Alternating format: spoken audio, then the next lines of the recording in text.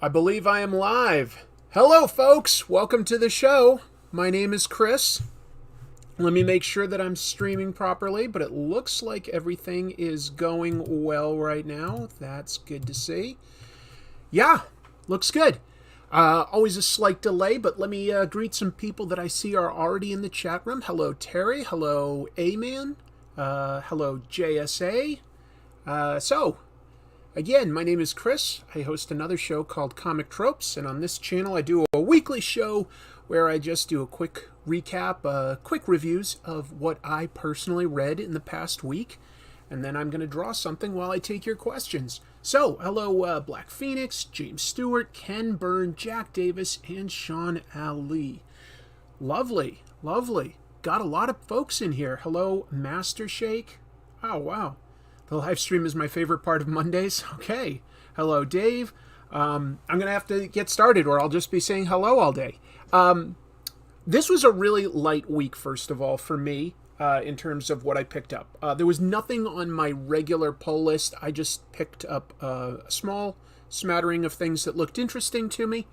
Very small. So let me bang that out, and then I'm going to get started drawing. I'm also going to point out I'm in a little bit of pain tonight. I'm going to try to ignore that and do a regular show and everything. But I have to admit, I'm just in some pain tonight. So we'll see. I may end it early if I'm really not feeling well. But I'm going to try to set that aside. Don't you guys worry about it. It's nothing major. Anyway.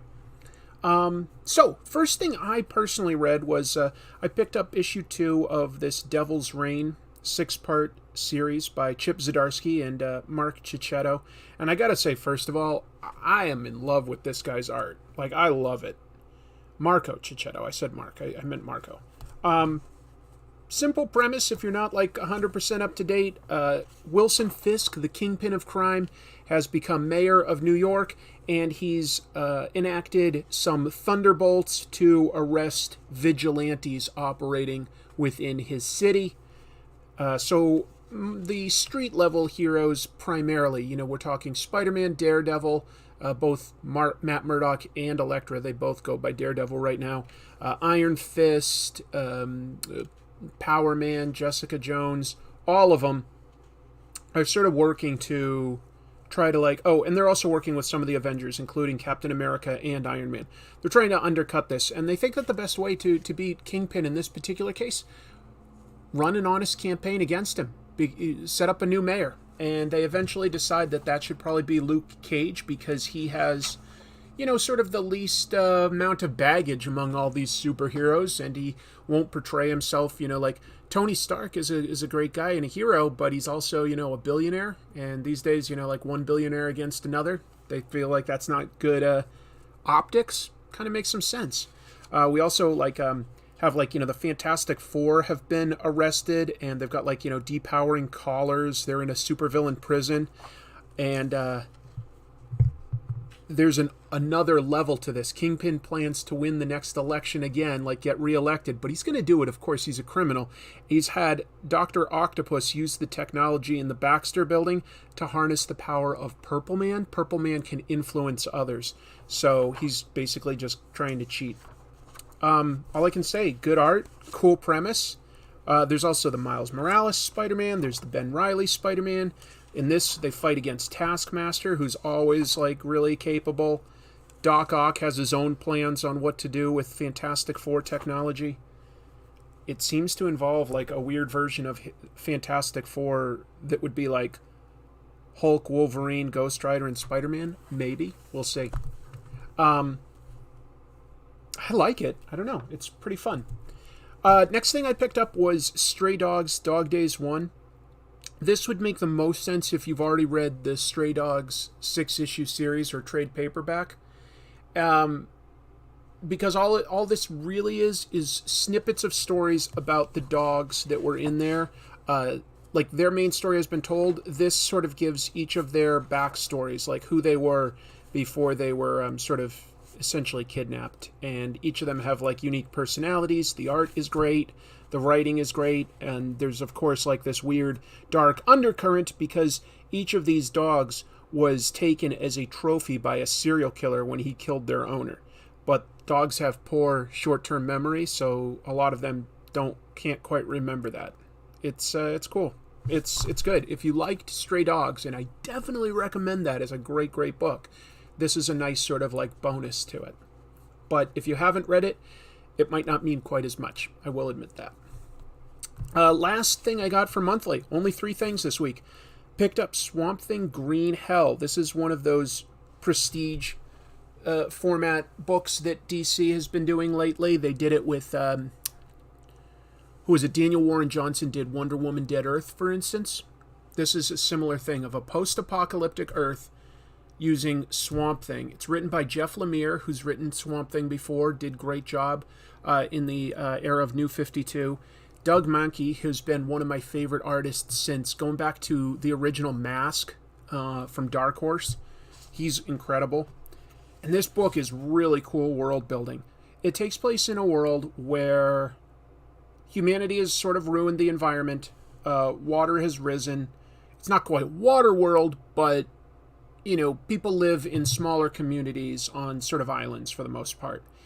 And while all of that's going on and there's pirates to deal with and everything, the elemental forces of the world, the green, the rot, and the red, those are all things that have been introduced in DC Comics, in Animal Man and in Swamp Thing and stuff.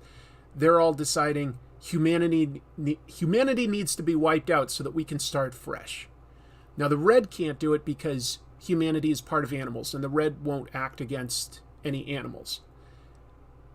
And the rot kind of can't do it, so they all agree that the green will do it, and the green generates a new Swamp Thing to begin taking out humanity. An evil, monstrous Swamp Thing. Look at that. That's pretty cool.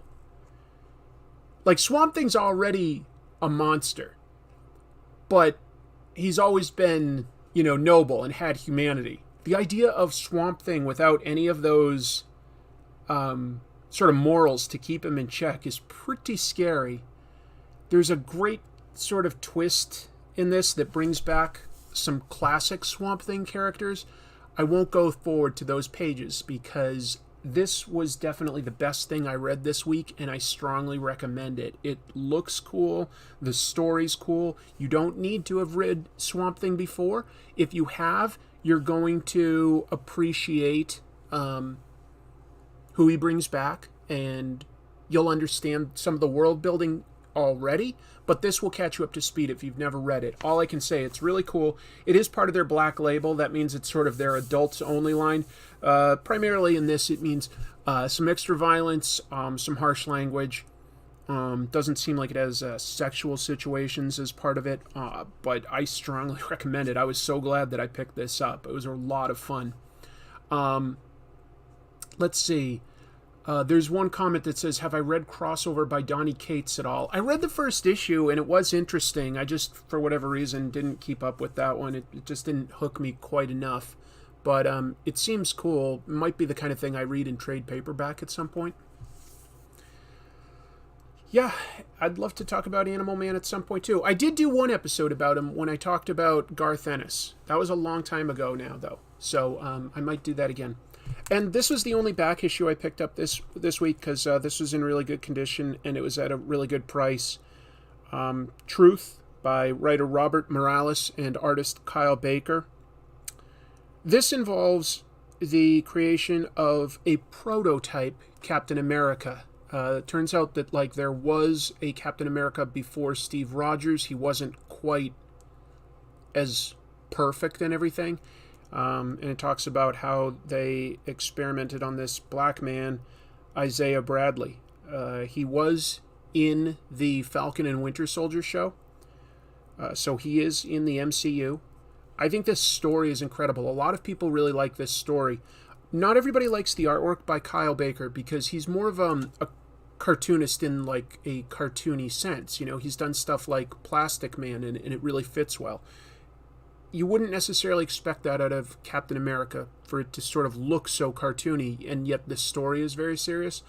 It didn't bother me, but I'm really open to all sorts of art styles as long as they're well done, and I do think this is well done. I think it's effective in conveying character emotion and stuff, and I think the storytelling is clear. It just may not be your cup of tea. Here, I'll just sort of give you a sense of that so that you can sort of make your mind up. Let's see, I'll just find like a 2-page or something. There's some ads in this because it's an older book now. Boy, it's like there's an ad on every other page. Wow, is there really an ad on every other page? I didn't pick up on that originally. It seems like there really legit is. Every other page. That is a hell of a lot of ads. All right, I'll go to page 1, and you can just sort of see that, and then I'll switch to another. So just understand what, I'm using cartoony, and I think that that's as good an adjective as any for this, although it can be broad. I think it works just fine, but this style might not be for everyone. You may not, a lot of people might like stuff more like Doug Mahnke, Marco Checchetto. Totally get it. Anyway, it worked for me. It's a really interesting story. It's a mini series. I just got the first issue. It goes for a good amount usually these days especially because Isaiah Bradley, was introduced into the MCU. That always gives back issues a bit of a pop for a while. You guys know my channel isn't really too much about talking about the investing side of comics. That doesn't interest me on a personal level too much. If that's the way you're into comic collecting, though, I respect it. That's a way to engage with comics. I just like reading them and sort of analyzing storytelling techniques, analyzing art techniques, looking at the history behind the scenes. Those are the things that interest me the most as compared to what's valuable. But I mean, I keep a little bit of a sense of what things are going for, just so that if I see something and I'm like, you know what, that's actually a good price, I don't think I'll get it at a better price anytime soon, I might be more apt to pick it up. And that was the case for this. So that is good. I think it's available in trade paperback form. I'm not 100% sure. All right. I will do some art, but don't worry, I'm still going to talk about comic book news of the week, and I'm going to take your questions as well. Why did I decide to do Hulk? I kind of make these decisions more or less last minute when I do the shows, but another comic book YouTuber that I really like, I'm going to take off my glasses since I'm looking up close. I like the Cartoonist Kayfabe channel, okay? If you haven't looked at them before, or if you haven't looked in a while, it's a channel I recommend. 2 pros that work on that channel, Ed Piskor and Jim Rugg. Jim Rugg announced his latest project, which is Hulk Grand Design. So he's going to be retelling all of the Hulk stories that have already been told, but in one narrative, so that he can sort of cut out subplots that didn't necessarily go anywhere, and it can just sort of give you the overall gist of the entire character's history. I think that sounds like a really cool idea. I was excited to hear it, and I decided, you know what? I'm going to draw Hulk. I'm going to draw him more in my style, but inspired by the original Jack Kirby cover, where you've got Dr. Banner, and, the Hulk is sort of, I don't know if he's growing out of him or just sort of representative of what's inside of him. Because, the cover over here says, is he man or monster, or is he both? And they've got a rocket ship going up here for who knows why. There was no real rocket ship important to the story in there. And Thunderbolt Ross and Betty Ross, are here. But I'm just keeping it simple because I can only do so much within the time we have allotted. There's a couple pieces of comic book news to discuss. The first one I'll focus on is definitely going to upset all of you. Is it looking a little like Jim Rugg on purpose?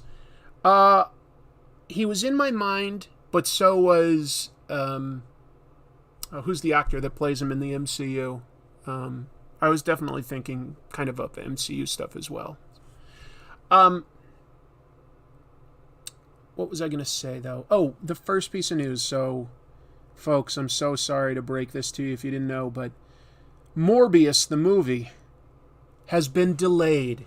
That's right, it was supposed to come out this month, but now Morbius isn't coming out until, I believe, April. So I know a lot of you probably had plans to travel, visit family, so that you could all go out in a big group and get some of that Jared Leto goodness. I hate to be the one to break it to everybody, but no, you will now have to wait all the way until April to see the cinematic masterpiece known as Morbius. Morbius. There have been some okay comics with Morbius in them. I'm not going to say there's not. But overall, I will not say that he's one of my favorite characters. I will not say that Jared Leto is one of my favorite actors. He has been good in some things. I'm not saying he's a bad actor all the time. I just don't always care for him. I did not care for his version of the Joker, I will say.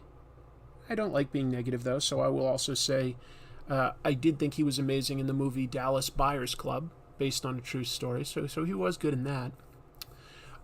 Anyway, Morbius. So, do with that what you will. Let your family know. Let your friends know, hey, I guess we're all in a holding pattern until April, when life will start anew. Who cares? I'm starting to think that movie is going to imply that it's set in sort of a mixed up universe that's a hybrid of previous Spider-Man movies, Venom, and the Marvel Cinematic Universe. It seems to have elements from all of them. But anyway. Yeah, American Psycho and Fight Club. I agree. He was good in both of those, but those are also very... I don't want to ever say a small role, because that implies it's not important, but limited screen time, is at least. He peaked with My So-Called Life. That was basically the first thing he did, right? Yeah, I know. Look at all these heartbroken people. I'm sorry that I had to be the one to break that to you. I think I want to see No Way Home again too, Clay.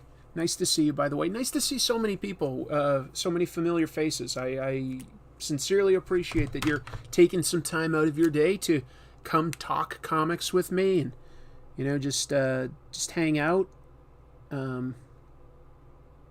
Means a lot to me. Thank you.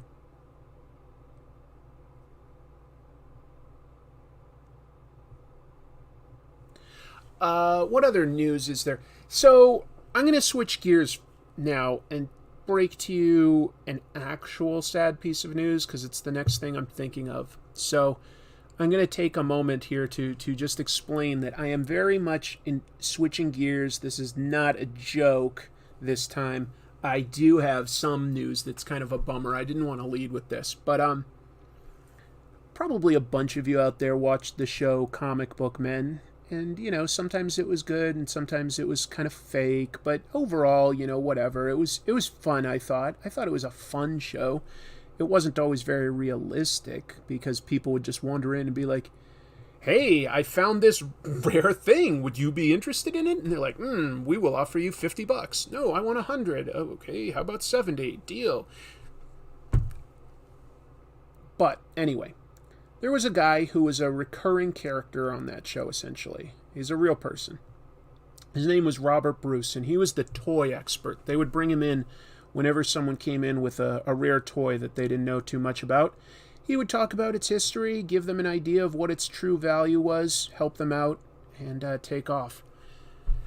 Well, sad news is he was found dead this week, and in kind of sad circumstances. They found him in a storage locker, like a storage shed type place, like one of those places that has hundreds of garage doors, and it's you can store whatever in there.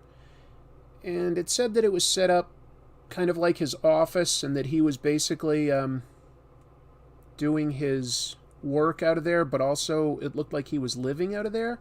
So I don't know if he fell on like some hard economic times or if he'd set it up halfway decently, but typically it's kind of hard to set one of those up too nice. anyway, the news articles don't say how he died. I don't think they've got that information conclusively yet. So this is just me speculating, but if he was living in one of those, at best you can get a space heater that's plugged into the wall. That's not always enough because those storage things aren't very well insulated. I'm just wondering if he got hypothermia and fell asleep because of the cold and that was that. I don't know that, just for the record. That's me speculating. Kind of sad because he was a pretty likable guy. If you ever watched that show, it's fun to see somebody that's an expert in their field. So yeah, that's kind of a bummer. He seemed like a nice guy, and you don't want to see anyone, sort of pass away like that. You want people to be able to go peacefully surrounded by their loved ones, not alone in a storage shed.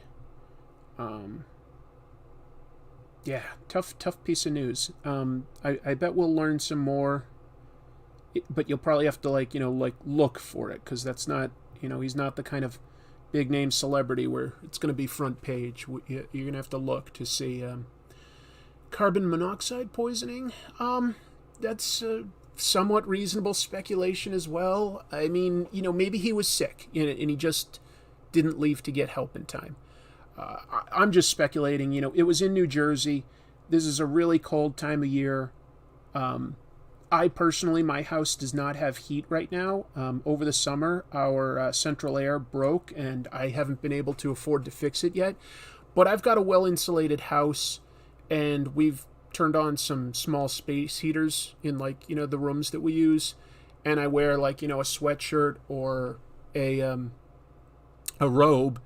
And for now, I'm okay. It is really cold, though, and I can only imagine if you were in, a colder environment, what that could be like. Anyway, a little bit of sad news there. Let me give some thought, because I know that there was happier news than that. Oh, I don't have my phone here, so I don't have my list of topics. I'll have to keep brainstorming. I had my phone with my list of topics, but I left it in the other room.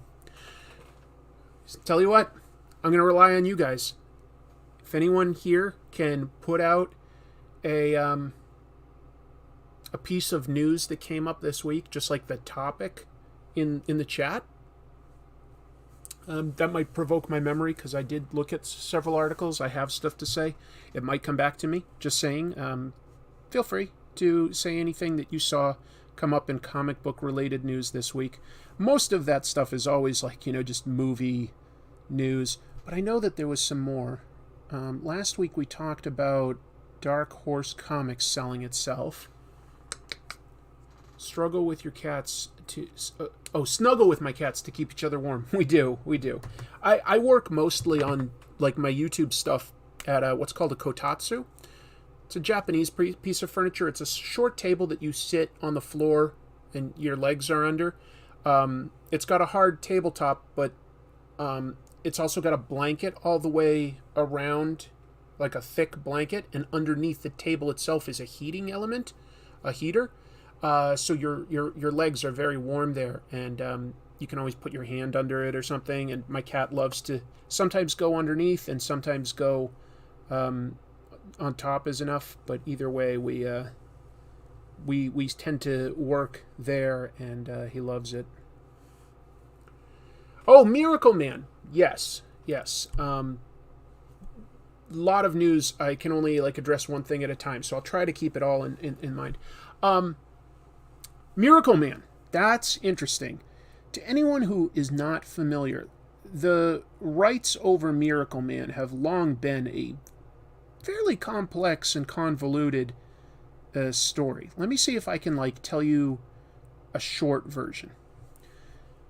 So, Captain Marvel, the original Captain Marvel, Shazam, was a very popular comic when it came out, and the rights were sold to a guy to reprint in England. And eventually, I I forget whether the rights ended or Captain Marvel ended, like going to DC. I'd have to look that piece up. But anyway, the rights ended. So the publisher was like, all right, I'll just make a similar character on my own. And so they did, and it was called Marvelman. Cut to the late 80s now. This is like a few decades later.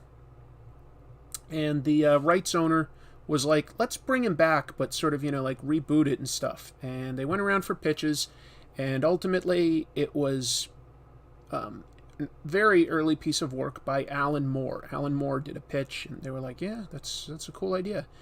And so he did that. And then, like, the rights were supposedly going to be, like, always split, like, 2/3 would go to the publisher, and 1/3 would go to whatever creative team was on it, and then that creative team could transfer their third to the next person. And in this case, Alan Moore transferred it to Neil Gaiman. It was like some of Neil Gaiman's first writing ever. And that was picked, like, they did 6 issues with Neil Gaiman, with Alan Moore, and then it went on like hiatus for a while, and then Eclipse in the US, Eclipse Comics, got the rights, and they published about up through issue 16 with Alan Moore, and then it went to Neil Gaiman, and then Eclipse went out of business in 1994, and the rights became very confusing. Was it all Neil Gaiman? Did Eclipse own most of the rights? Cut to many years later, Todd McFarlane buys the Eclipse estate, primarily, I believe, so that he could have the rights to Miracleman. And then, if you want to know what happened with that, he and Neil Gaiman had a falling out. Neil Gaiman had created characters like Cagliostro, Medieval Spawn, and most importantly, Angela for Spawn. He'd written a bunch of stuff for McFarlane.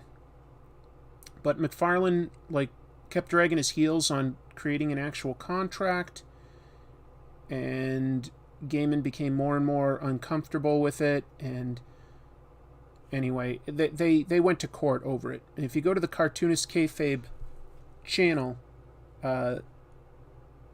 they read the deposition of Neil Gaiman. It's an interesting piece of comic book history.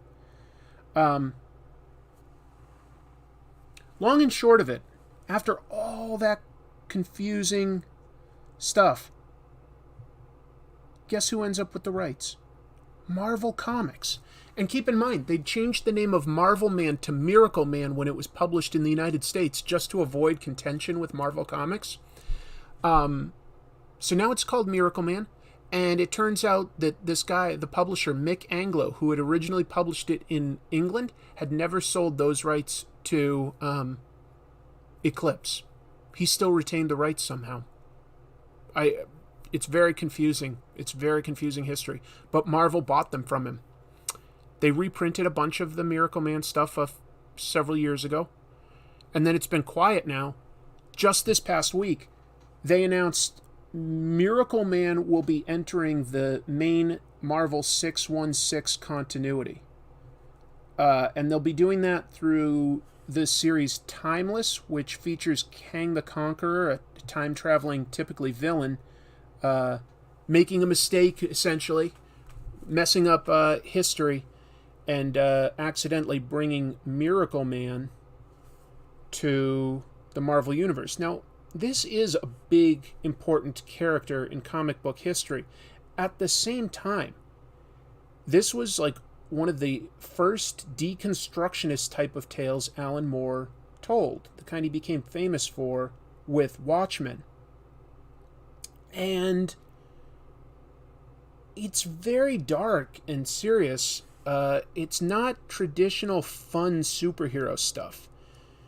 It takes a look at just how many people could be hurt, with superhero battles, and just how dangerous a supervillain with his powers would be. Kid Miracleman was, and still is, one of the most terrifying villains, supervillains, I've ever come across in reading a comic. I don't want to spoil it if you haven't read it. Miracleman is legit good reading. And it's only like 22 issues. It's not hard to read. Yeah, the ultimate goal was supposedly Gaiman and Mark Buckingham were going to finish it, but I think they lost interest at a certain point. Because it's been in like, legal limbo for so long. But we'll see, we'll see. I guess they could still do that if they wanted to. All I can say is it's a very complex bit of history, and you almost have to be a lawyer to truly understand the ins and outs of this one. I could do an episode that like tries to recap the history, and I recapped some of it in my episode about Alan Moore writing tropes. And that was early in my days, and a lot of people like criticized me that I got things wrong. Well, I don't think I got anything wrong necessarily so much as I wasn't including all of the information because it's so complex. And I was trying at the time to focus more on the writing techniques of Alan Moore. I think I could probably do a much better job these days. You learn and you evolve when you do this kind of thing. But anyway, yeah, I feel very trepidatious about this idea of bringing in Miracleman to the Marvel Universe. But I say that with a similar character had been introduced years ago, the Sentry. I mean, it's essentially the idea of what if somebody with Superman level power came into the Marvel Universe. And they've told stories like that before with characters like Hyperion, who's an analog for Superman from another universe. They've told it with Sentry. And now they've got Miracleman. It feels a little dark to me, but, it's ultimately all about the execution. So it's entirely possible I could eat my words, and this could be a good story. I'm open for it to be. It's definitely not where I ever would have predicted Miracleman would show up next. If I had to guess anything, I would have guessed Marvel would have paid Neil Gaiman basically whatever he wanted to be paid so that they could get him to continue his original story. And maybe they still will, for all I know. But yeah, just wild to think of where that's going. I just never would have guessed. A decent starting point would be to understand this. You could go to Wikipedia and look up Miracleman, and try to read it up on it. It's going to take you to a lot of different places. I would also say though that looking at the deposition episodes of Neil Gaiman versus Todd McFarlane on Cartoonist Kayfabe is also a pretty good starting point.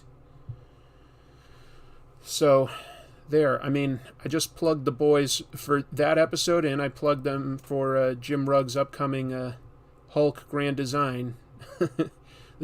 Where's my check, guys?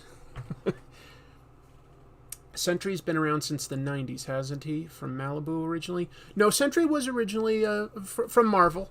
What they did was they pretended, when they debuted the Sentry, they pretended that it was a forgotten Golden Age character from Timely, the company that became Marvel. It wasn't. It was new for its time. They had a weird sort of story. Hold on, I just realized I need to block someone. This is a bot.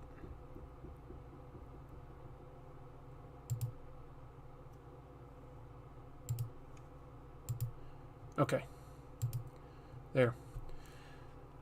The Sentry can be interesting, but I think he's wildly overpowered. It makes him very hard to write.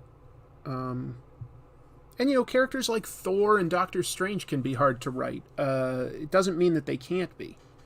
You can come up with good stories for these characters. I'm not saying you can't. It gets tricky sometimes to write such powerful characters. Sometimes. But then, how many good Superman stories have there been? Whatever happened to the Man of Tomorrow? What do you get for the man who has everything? All-Star Superman. Any of the fun 50s stories where Kurt Swan is drawing and Superman is just dealing with, weirdo aliens or hell, when Jack Kirby came in and, like, redid everything about, like, Jimmy Olsen and introduced the new gods, like, there's tons of cool stuff you can do with Superman. But it just takes some planning.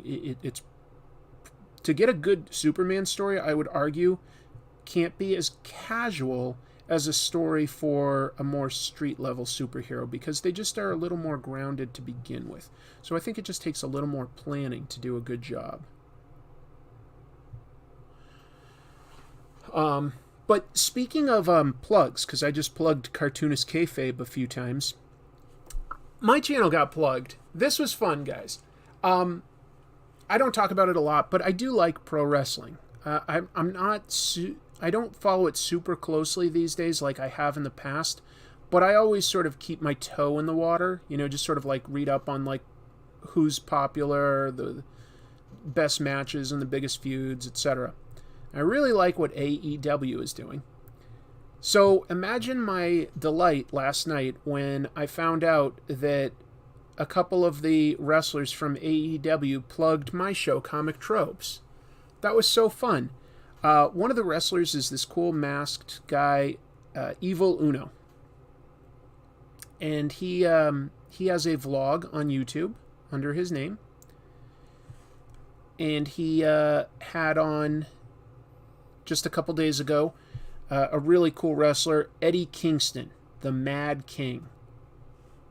Really cool, badass guy. One of the best talkers in the business. He can cut a promo like nobody. Got a thick New York accent. He's a character. And they were talking comics. And Eddie put over my channel. They were talking about channels that they like to watch, and they mentioned Comic Tropes, and they put the link right there on screen as they're talking about it.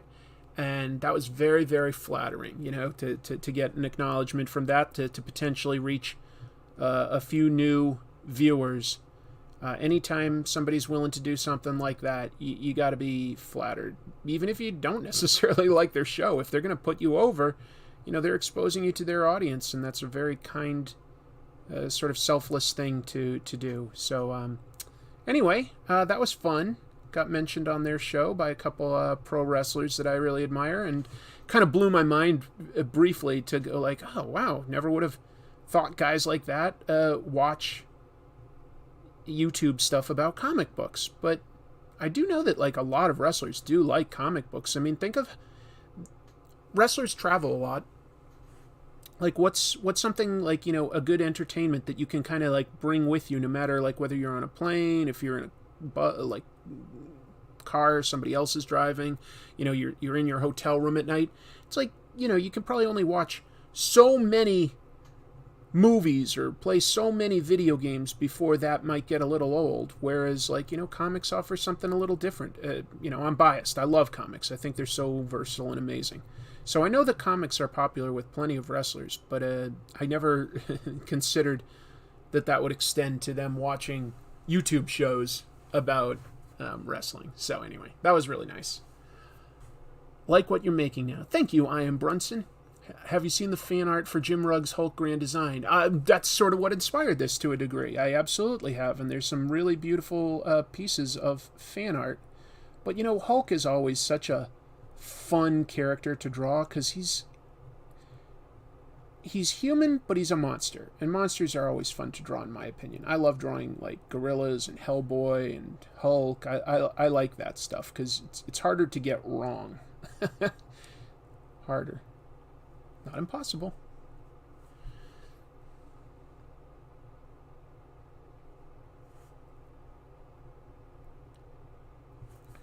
I'm gonna go in with a smaller pen in a minute, and I'm gonna make my Hulk hairy. I like a hairy Hulk. Kingston is as real as it gets. Another gigantic comic book guy. Love him or hate him, is Jim Cornette. Yeah, of course. Jim Cornette has like always talked up comics, and he's a guy that like has had the money that he's been reading them for so long. He usually has some valuable historical issues in his collection that he can mention. Yeah, love him or hate him, I'll tell you, I would love to see his collection at his house one day. That would be a treat. He's a guy that's been reading comics forever, and so he's got a lot of great stuff in his collection.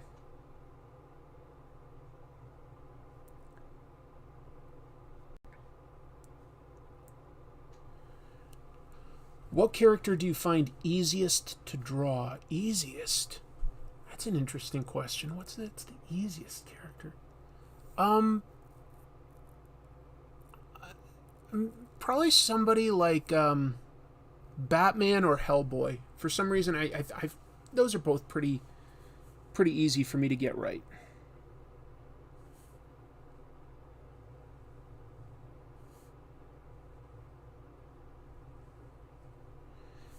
I'm not saying that I can do as well as the people that work on them, because, I mean, think about the people that work on both of those, like some of the best artists in the business.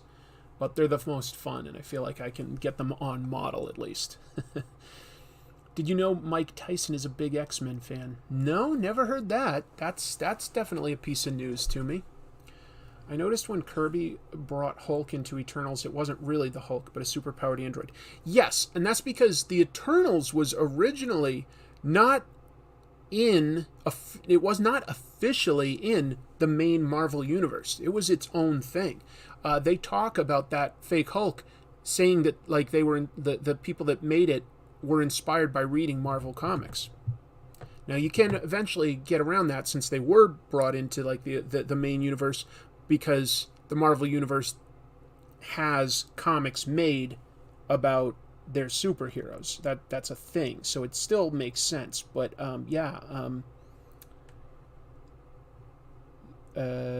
originally that was not intended to be part of the Marvel universe. It was just its own thing. After it ended, Marvel still owned it, so other writers brought it in with like a Thor story and stuff, and that's when it became officially part of the Marvel universe. But its original run of, what was it, like 12 issues, is not technically intended to be part of the Marvel universe. Kind of weird bit of trivia. What character do you find hardest to draw? Probably like a Transformer. Like, I really need reference for stuff like that, because they don't always have like a human body shape, and they have to be so precise, you know?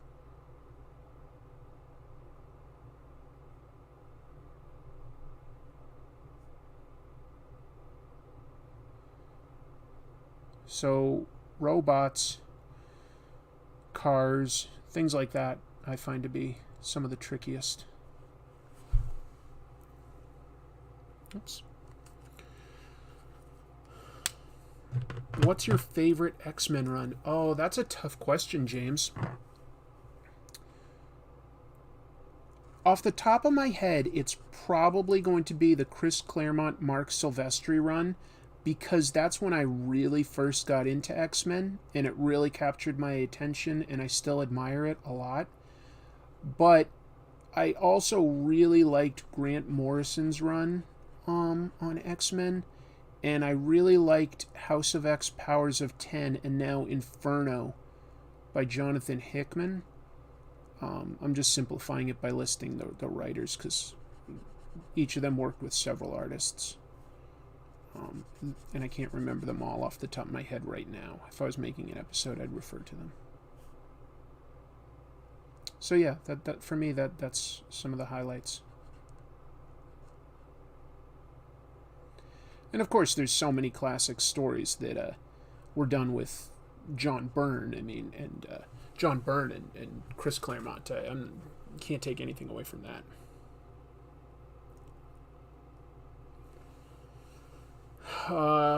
Thank you for the compliments on this. Hey, it's my sister on your way home. All right, well, drive safe. Thanks for checking in. I appreciate that.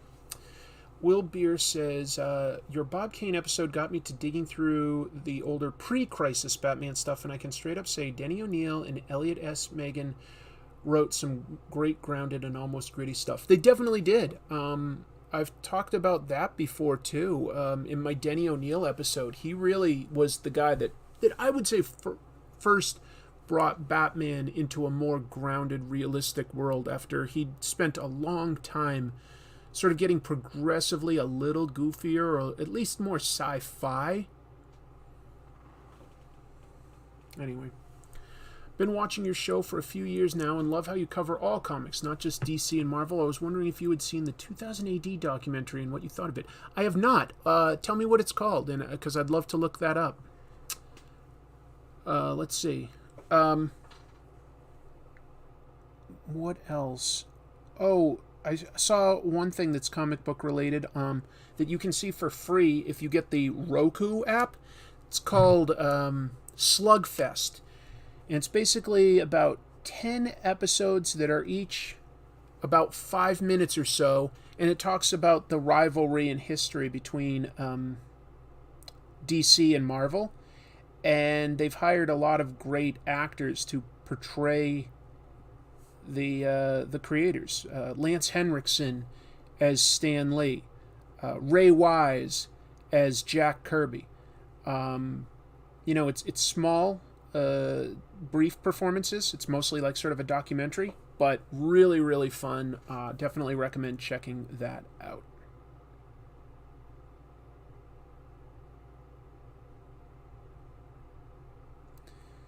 Again, that's on Roku, and it's called Slugfest. Pretty fun stuff. Yeah, I'm happy to see that the Bob Kane episode is doing quite well. Hobgoblin episode is also doing quite well. So that's really nice. This channel is now eligible to be monetized. It's got enough views, so pretty soon, not the live episodes, but like the pre-recorded episodes and stuff will probably have the occasional skippable ad or something. I'm doing this as like my job essentially now. I mean, I'm still working part-time at my old job, but I also have additional expenses because I went part-time. Like health insurance is very, very expensive. So I've got to sort of monetize where I can in this YouTube career. Will I talk about Richard Corbin in the future? Almost definitely. Almost definitely. How have the Infotron plushes been going? Also, do you still not want to talk about No Way Home? Yeah, let's not talk about No Way Home quite yet. I think some people may be like slow to go see it because of, where they live and stuff. I haven't like sold any of these Infotron plushes yet because I haven't found a what would I call it? Somebody that could help me with like, mailing it out and stuff like that, like a company or business that can help me with mailing it. But I've got hundreds of these, and at some point I'll make those available. You should make an episode about a long-forgotten comic that came out in the 60s called Fantastic Four? Sounds fringe. The 2000 AD documentary is called Future Shock. Okay, I'll definitely be checking that out. That's cool to know. Somebody said like they were glad that I didn't just do Marvel and DC, and thank you because I definitely try to cover a little bit of everything. The next episode that I'm making is definitely not going to be for everybody, is all I can say. It's definitely about a genre of comics that not everybody cares about, and I'll probably get some hate for it from like casual viewers. I think any of my regular viewers will find this bit of history interesting. Sorry to be vague, but it'll be out, a few more days, obviously.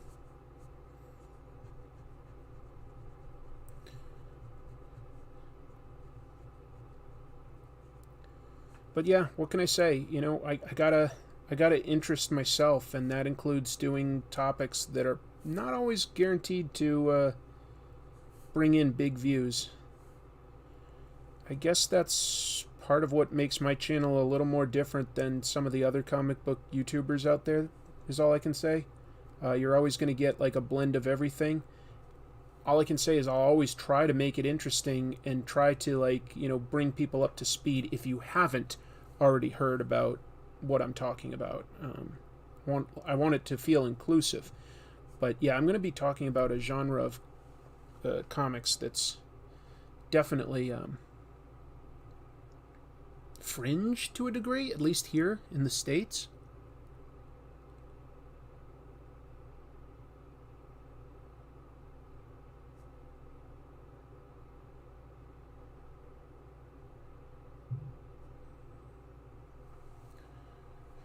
Hold on, maybe I do have my phone, because oh, I do. I just heard a buzz.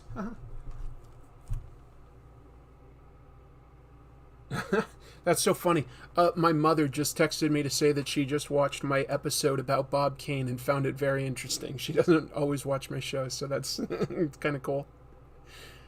Is it comics? No, I don't want to quite give it away, but it's not comics. Let me see what I had for some of the topics that I wanted to discuss.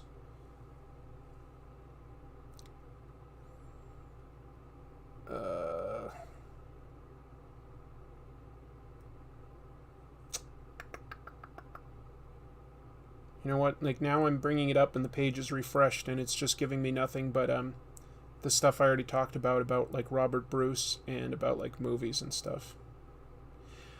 A lot of people are saying that the Guardians of the Galaxy video game that came out was very, very good. I was surprised to hear that. Maybe I should get it. Not that I really have that much time to play a game, but I do like video games. I also heard that the new Halo has a really good solo campaign. So that's what I'm considering. Golden Age stuff is always fun. Yeah. It's not on hentai, is it? No, not on hentai. That I probably wouldn't cover hentai specifically. You know, pornography doesn't necessarily have to just be shameful and bad. Alan Moore did a pornographic comic, and a lot of people said that it was good. I haven't read that one, Lost Girls. But so far, there's no angle on that like interests me. Never say never.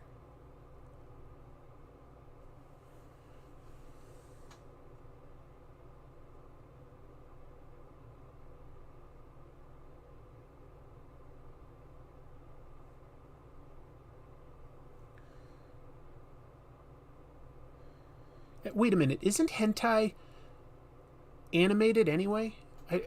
I think it's called something else when it's like in printed form, but I can't think of the exact term. But I think hentai refers specifically to animated.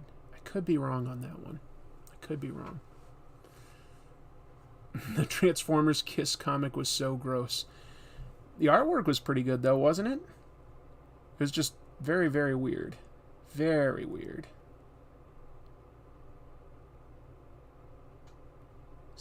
Some definitely icky things within that one.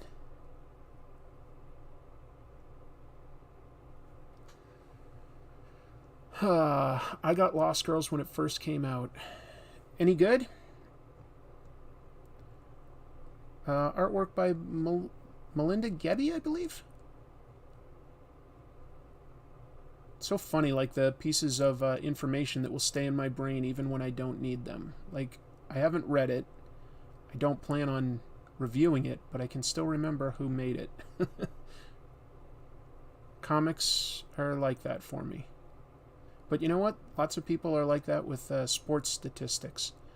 And I like various sports, but I've always been bad at names anywhere outside of comics. Like meeting people or remembering even my favorite players. I'm bad at names. I'm just bad at them.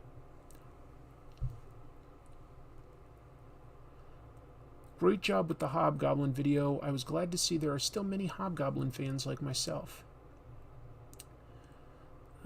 Doujinshi are fan-made comics, and a lot of times they can be pornographic, but not necessarily.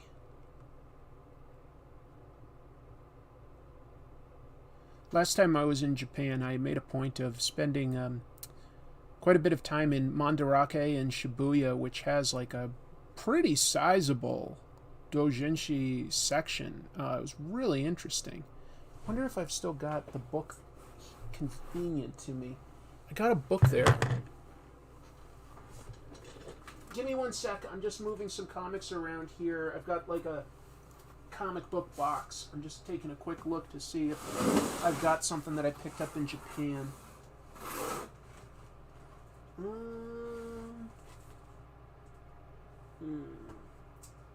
It's looking like probably not. but give me a sec, because it's small. So I need to look carefully.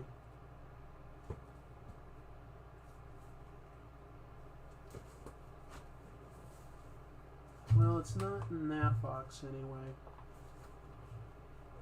Darn. I'll find it. I got a Ninja Turtles book all about Leonardo and Donatello being in love. And it's what would you call it? It's an anthology by all sorts of different artists. It's pretty weird.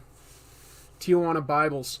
You know what? I will talk about Tijuana Bibles someday. So yeah, actually, that's interesting. I said I didn't necessarily think I would talk about porn, but those are porn. But I will talk about that someday. I will talk about Tijuana Bibles, because I think bootleg art is interesting. I think talking about, sort of illegal comics is interesting. So there's a lot of interesting history, and I don't think everybody knows what a Tijuana Bible is, where the term comes from. So that's one that I will talk about at some point.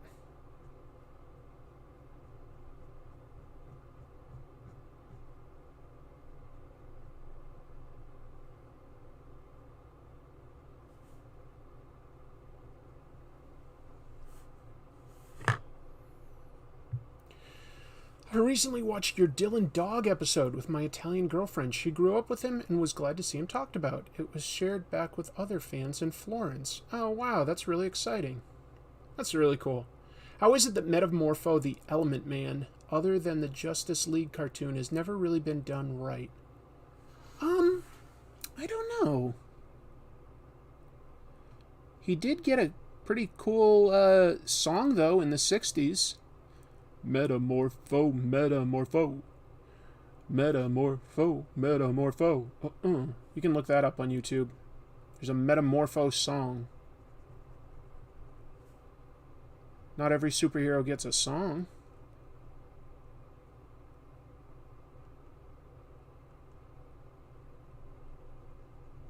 So that's kind of cool.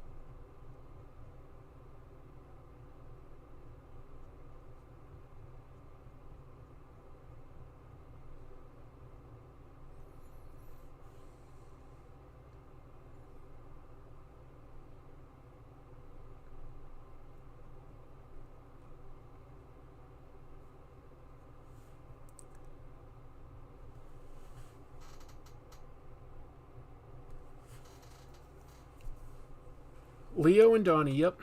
What is the name of that TMNT comic? I don't remember. I'd have to find it. And it's in Japanese, so, my translation would probably be kind of lackluster anyway. I can slowly read Japanese and sometimes translate it, but I'm not great. I'm not great.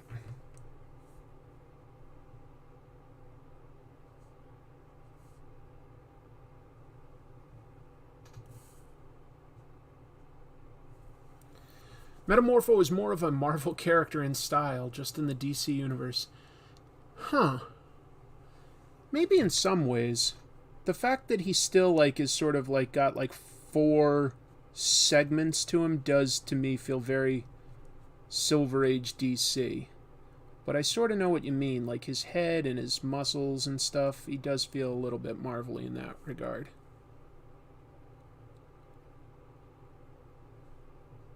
Co-created by Ramona Fradon, still alive, still drawing, still taking commissions, still a great artist. She did some covers this past year for both Aquaman and Wonder Woman. Pretty cool. Would you pay $1.99 for the Marvel Masterworks Marvel Team-Up just to read the giant-sized Spider-Man Punisher story? $1.99? Yeah, probably. Probably. What do you think of Rick Jones? Good element for Hulk or an annoying side character? I like him. I think that he is a good way to sort of add a grounded human element to some fantastical comics. That said, at this point, he's sort of gone on a lot of adventures, so you have to sort of, to a degree, ignore some of that, because otherwise he's, maybe done a little too much for the average guy. But in general, I like Rick Jones. I don't find him annoying. He's a nice guy that wants to help, and he's kind of cool.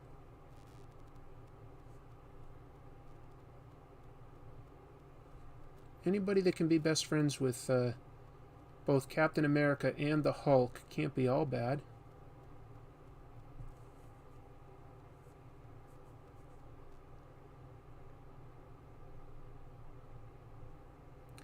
I won't do any spoilers, but the new Disney Plus show Book of Boba Fett debuted, and I think I like it. I like the first episode. That's why I'm saying I think I like it. I'm curious to see where it goes.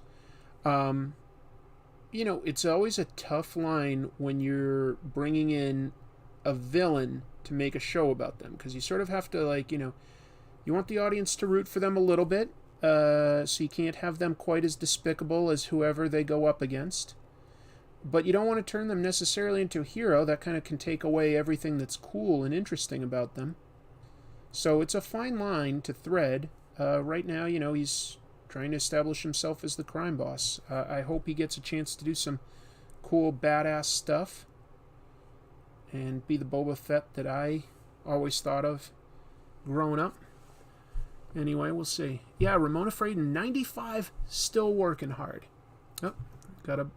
How does this happen? You know what? It's because I've gotten to a certain size.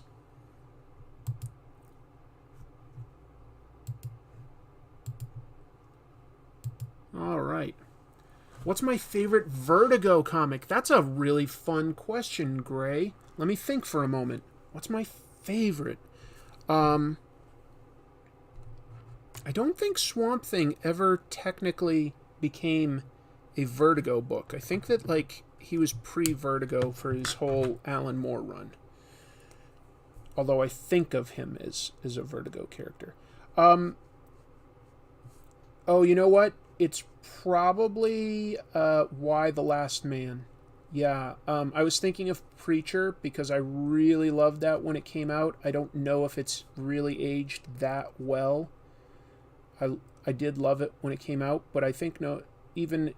every comic is going to, age a little bit, it is. It's just going to be a little dated because it came out when it came out, and I will forgive some of that. And I would forgive, I think, anything that's dated about Y the Last Man.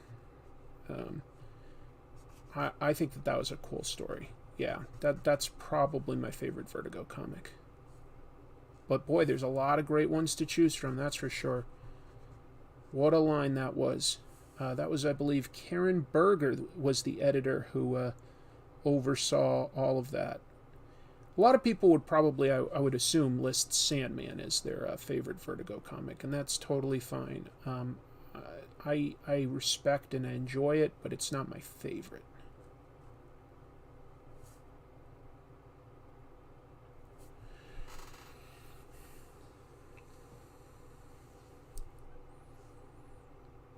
I had a customer at my retail job in Hollywood ask if I liked Boba Fett when Mando was getting popular. I told him I hated the original Boba, but liked the new one. Turns out it was the original actor. Sort of. It was the actor from the special editions and the prequels. But originally, the original Star Wars movies, it was Jeremy Bulloch.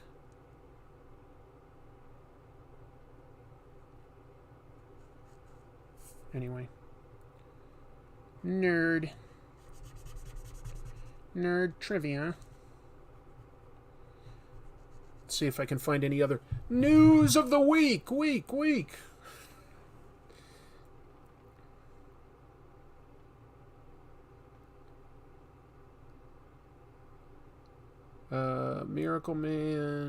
Miracleman, talked about that stuff, movie stuff,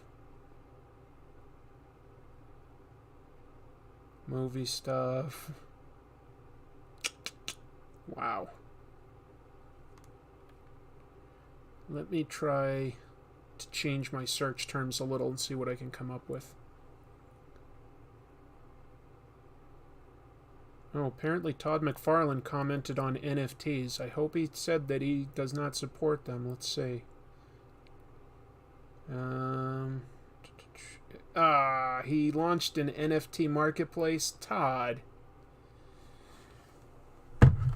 NFTs bother me because I don't feel that they have inherent value. So I don't think that there's anything backing them up. In other words, whoever's buying them is really just sort of taking the fall for whoever had originally bought them, you know? That's my opinion. I don't see value in NFTs. I feel like that's just sort of fleecing your fans. You won't see me hawking NFTs at any point on this channel, or any channel that I work on, just to be clear. My favorite Vertigo is a toss-up between Sandman and Hellblazer. Absolutely. Absolutely. Flex Mentalo, Dead Enders. Yep. So many good books. So many good books. Any Valiant comics you can recommend? You know, I'm not really reading any right now, so I wouldn't really be the expert on that. It's a good question, but I don't really know what to say.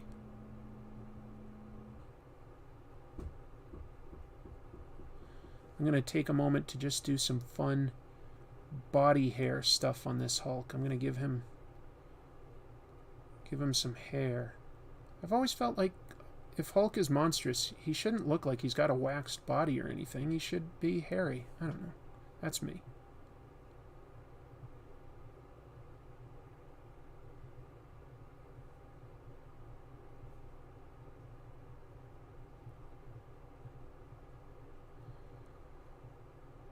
He should even have some hair on like his feet and hands. Definitely his arms. Some artists do that for Hulk and some don't.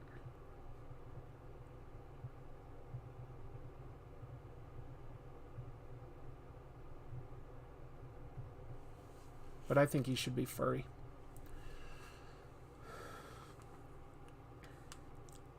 Spawn Pogs. Are you going to have Saga 55 on the spinner rack in a few weeks? I'm excited to. Yeah, I'm excited to. Saga coming back. Big fan of Saga. Big fan in general of Brian K. Vaughan. There's a creator that I met several times when he was up and coming. He did a signing in Boston when he did Runaways. That was one of his first books. Bumped into him at several Comic-Cons in Chicago. Really nice guy. And from there, you know, he went on to do stuff like Lost and, you know, Why the Last Man and all sorts of stuff. But yeah. Good evening, Michael. Then who is going to own Infotron's first appearance if you don't do NFTs? I don't know. I'll find a way to get over it, though.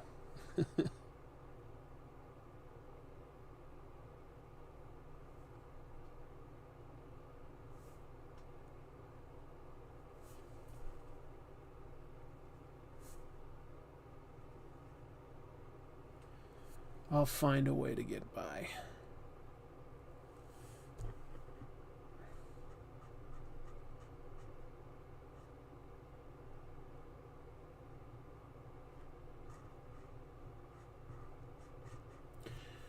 Are you much of a David Lapham fan?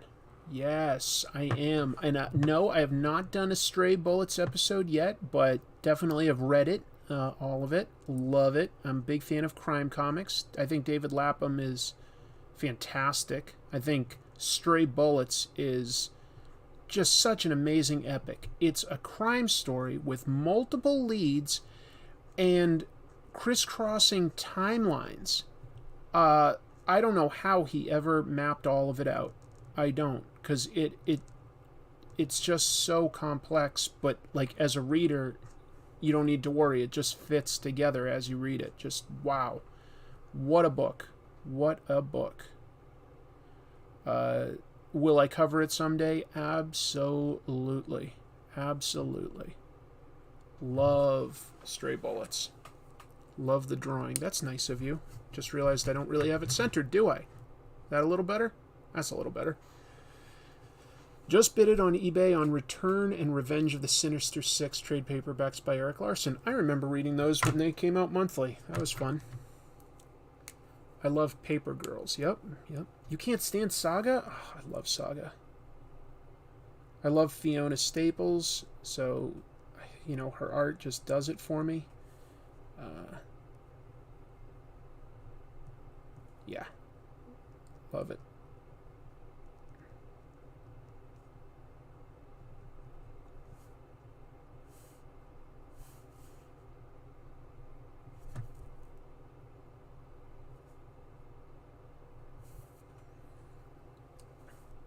But just because I like something doesn't mean anyone else has to like it. So, more power to you.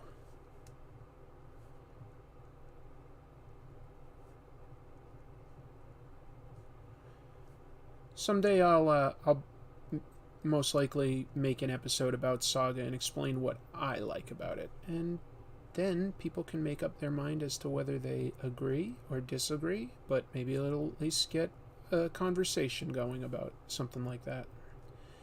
Even when we don't like stuff, we can still definitely learn. That's why every once in a while I'll talk about comics that I don't think are good, because you can learn from things that are bad. It's just doesn't interest me to constantly have a show every week where I'm just crapping on something.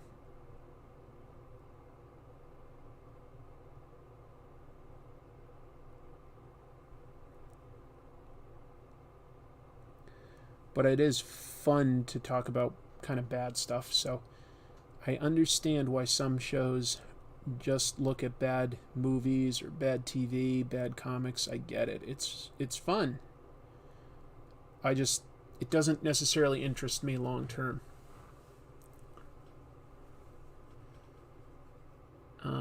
I love your recent Bob Kane video. That's very kind of you. The Bob Kane video is doing really, really well. That's always exciting to see,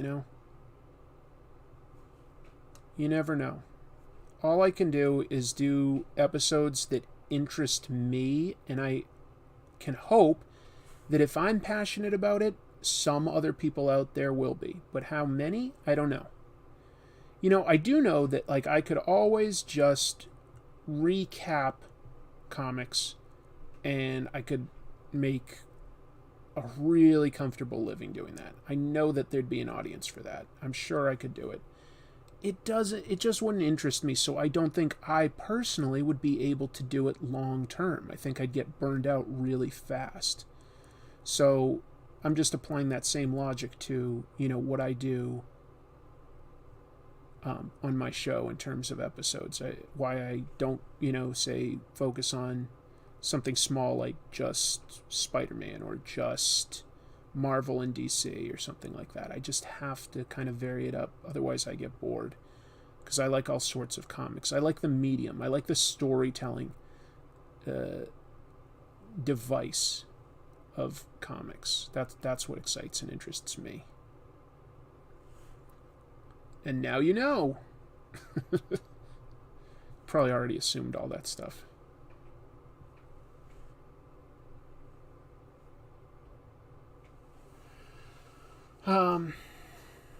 When are we getting a Mike Mignola episode? Didn't I do a Mike Mignola episode already? Have I not? Let me think for a minute. Have I not done a Hellboy episode? I feel like I must have.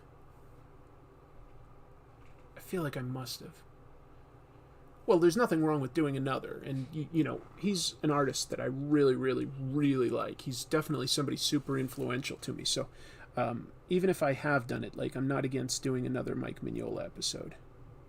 Geez, that's interesting. I can't think off the top of my head, but I have been doing this for 5 years now. So sometimes it just sort of I just can't remember.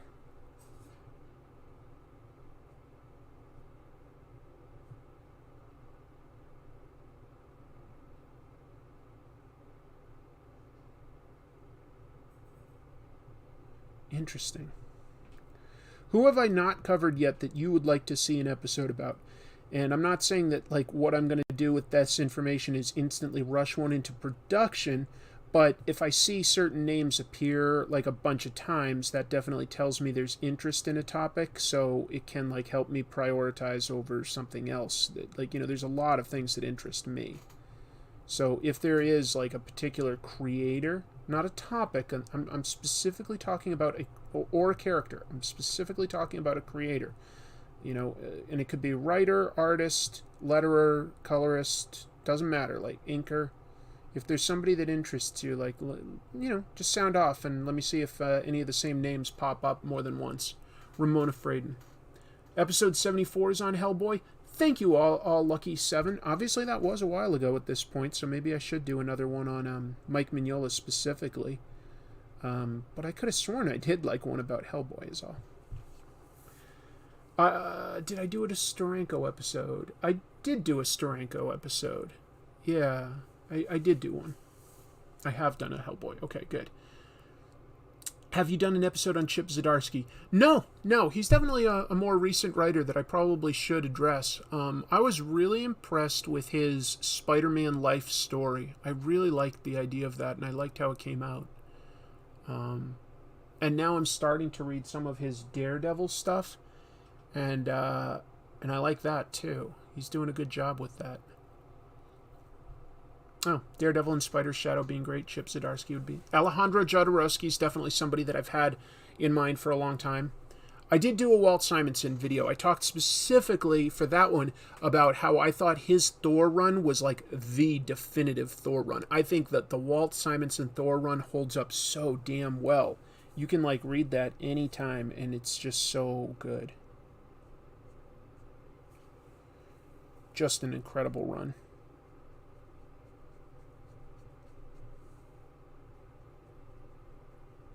Gave us Beta Ray Bill, among other things.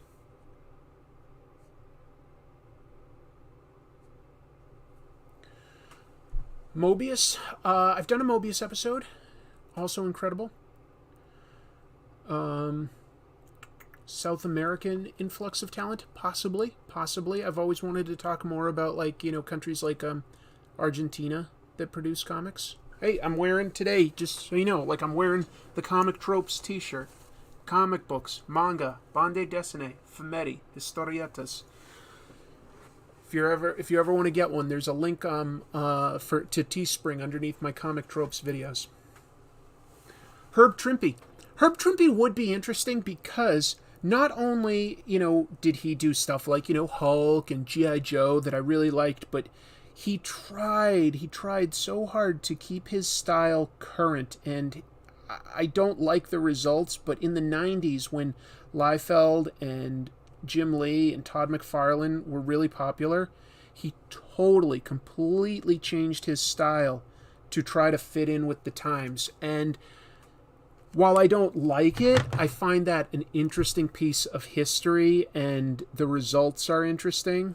Trying to force an artist to draw in a way that like is not normal for them. Jeff Lemire, yep, would he'd be interesting to discuss. Chip's Substack stuff is great. Mad Men from Mike Allred. Oh, you know what? I don't think I have talked about Mike Allred before, and I really like Mike Allred. The closest I've come is I did talk about his run on X-Statix, and I talked about how like that's one of my favorite sort of runs in the X-Men world. I loved X-Statix by Allred and Peter Milligan. I really did. But I'm a big fan of Mad Men, so maybe I should talk about that would be interesting. I don't think I did do a Jeff Lemire episode. I'm pretty sure I have not. It is funny that I can't always be 100% sure because I've done a lot of episodes now. But I'm not ever really against sort of redoing or revisiting things. It's just sometimes I'm like, well, I could do this so much better now. Like maybe I could do, say, Walt Simonson. Maybe I could do him so much better now. But I haven't talked at all about somebody like Chip Zdarsky, so I tend to like want to talk about something new all the time, even though I'm like, I look back at something old and I'm like, I don't think I could even watch it because I know I could do it better. Oh, you're right. I was saying I didn't talk about Jeff Lemire, but you know what? I did do an episode on Black Hammer. Thank you, James. That's hilarious. I couldn't even, it's so hard to think of sometimes.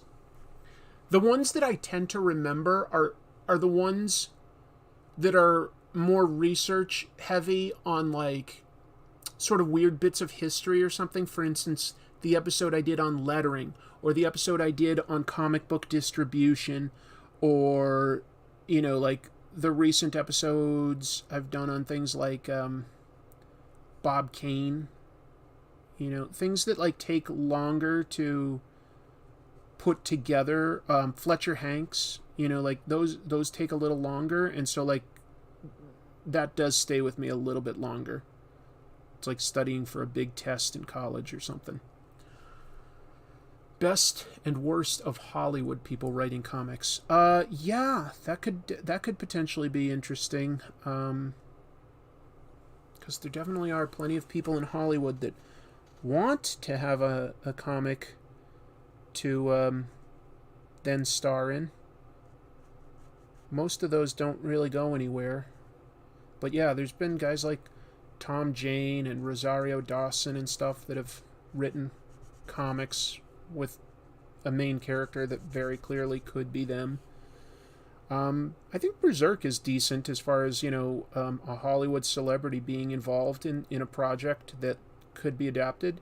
And of course, Keanu is getting help on that from some really talented people, but he is crediting them, and while it's also not necessarily groundbreaking, I do think it's executed pretty well. I think Berserker's pretty decent. Worst has got to be Kevin Smith. I'm not sure that I'd necessarily call him the worst. I don't like plenty of what he's done, but he's done a few things that are very good. I think his Daredevil run was good. What else? Maybe I said that a little too fast. I don't know. Julius Schwartz, beloved figure, pretty big creep. That's what I only learned that fairly recently. Yeah, that was not fun to learn. You hate to hear that some of these creators that you grow up kind of admiring are sex pests. You know, I've wanted to do an episode about Next Wave for a while because I really like Next Wave. But sometimes I'm like, I don't know if I really feel like talking about Warren Ellis because he's a little problematic now. I don't even know how to describe that when I say a little problematic. Maybe he's big problematic. I just don't even know how to describe it. Stunt writers. Yeah. What do I think of DC's Earth 1 books? I got the Green Lantern one for Christmas. I don't know the Earth 1 books, I don't think. Sorry. I've seen Ralph Macchio, his name on a ton of comics. No, that is a different Ralph Macchio, though. That is not, even though it's spelled the same, that is not the same as the Karate Kid. Ralph Macchio was a long-time editor at Marvel, and, you know, solid. I don't think that there's anything that he did that I can think of that would be, like, objectionable. I don't know him as a person. I'm just saying the books that he worked on. I can't think of anything weird there to talk about. But that was not the same Ralph Macchio, so, yeah.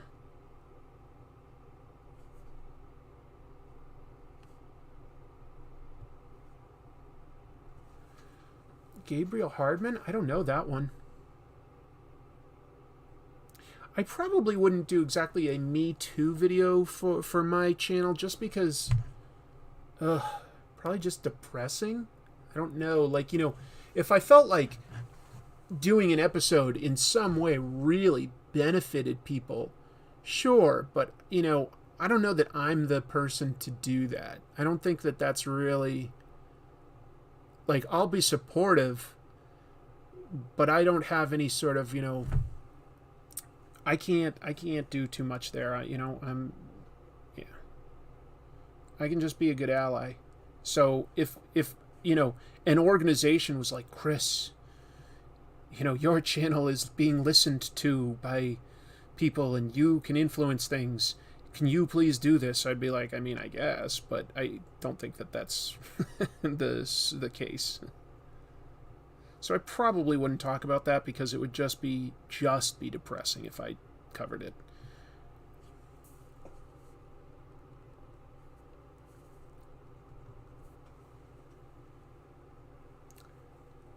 A video on Christopher Priest? He's somebody I've considered because even though in the Hobgoblin episode, I know I, told some unflattering stuff about him, but I tried to say, I did like his issue of Wolverine versus Spider-Man. I own that, and he's written some other good stuff, like Quantum and Woody. That's a funny comic. He's done some good comic book writing. He was just really young and put in a position of being editor. I don't think he should have been in that position. I think he has admitted that he shouldn't have been in that position. I think he made some bad choices, but that doesn't make him a bad writer or necessarily a bad person. People make mistakes, but, letting a writer go in your position as editor isn't the same as being a sex pest, right? There are levels to, how bad a person you could be. I think he definitely made some big mistakes there from what I've read, but I wouldn't throw Christopher Priest under the bus because I think he's also written some really good comics. Yeah. Did I ever do a video on the founding of Image? No, and probably won't, because there was a pretty good documentary produced by the Sci-Fi Channel that's free on YouTube, and they got access to all the creators at Image, both the founders and modern day people like Robert Kirkman. I'm not going to be able to get that same access. I might get one or two people, but it would take quite a lot of time and effort for me to do it, because I don't have a team that can go out and shoot a segment with this person on this day and that guy on another day, etc. It's just not going to work. So we'll see. Steve Gerber is somebody that I'd like to talk about. I'd like to talk about his Howard the Duck stuff. Yeah. Keith Giffen. Yep. Todd McFarlane. I did do an episode about Spawn, and I've had Todd on as a guest that I interviewed, so probably don't have a lot more that I would have to say about Todd McFarlane. Never say never. But right now, that's probably not much of a priority for me.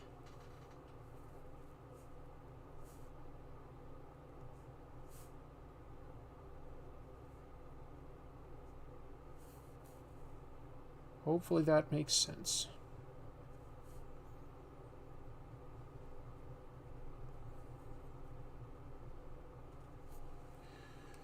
James Tynan. Yeah.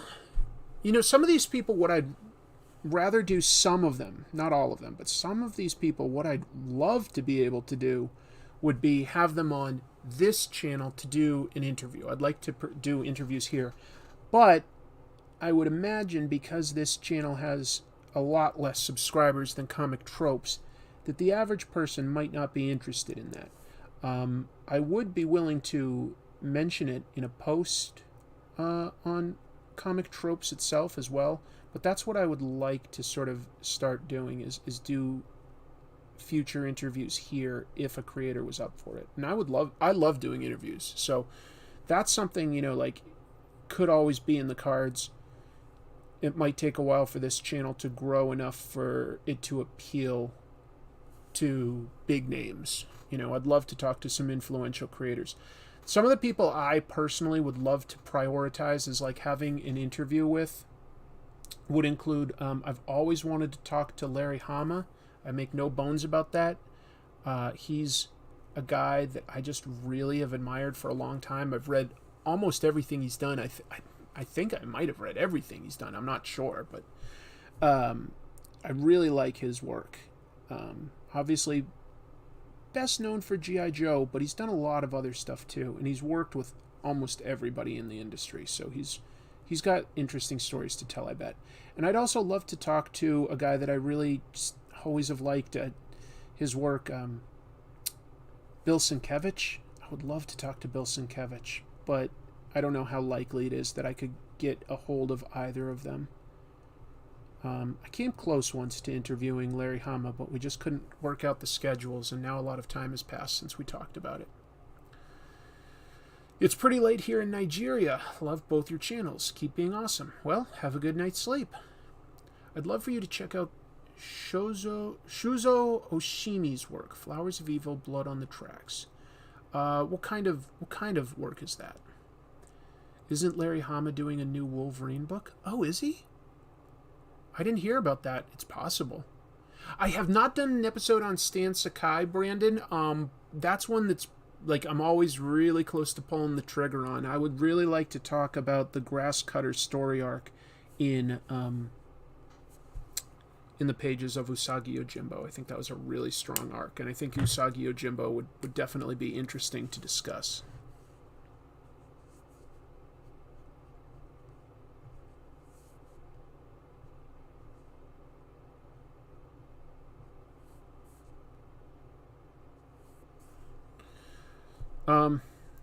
There's probably no one that I haven't thought of, to be fair.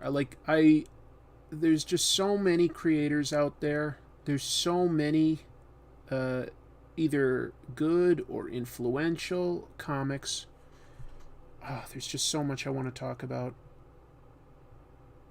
So, show ain't going anywhere anytime soon, that's for sure. There's plenty of ideas for topics. I mean, as you can see, like, even if I didn't have any ideas, after something like this, I've got, like, enough for another year. An episode about Wizard Magazine? You know, the trick there, I think, would just be that the cartoonist kayfabe guys occasionally use an issue of Wizard to just sort of discuss the creators that are in that issue and what was going on at the time.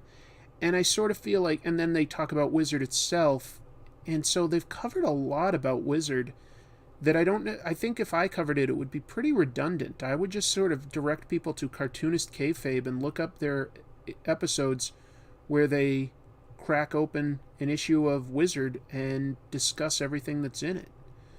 I think that those are pretty entertaining episodes. Big nostalgia fuel.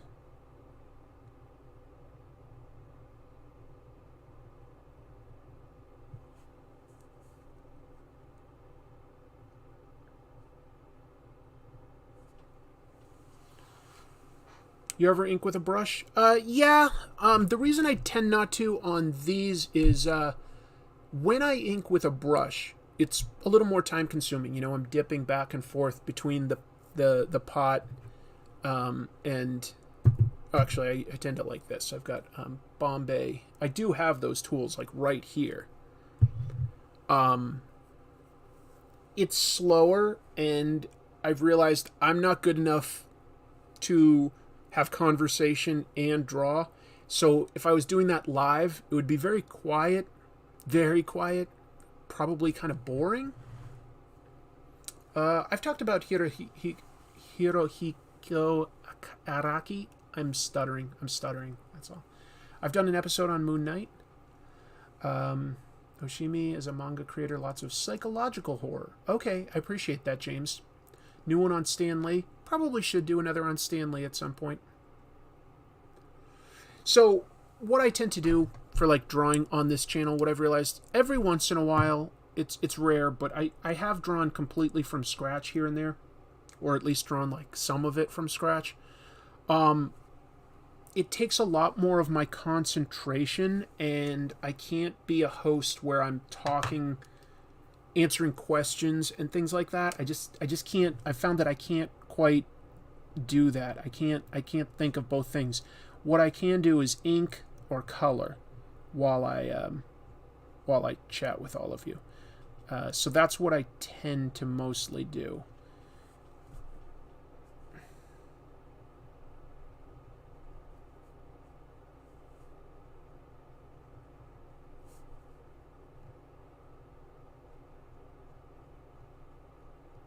Hopefully that makes sense.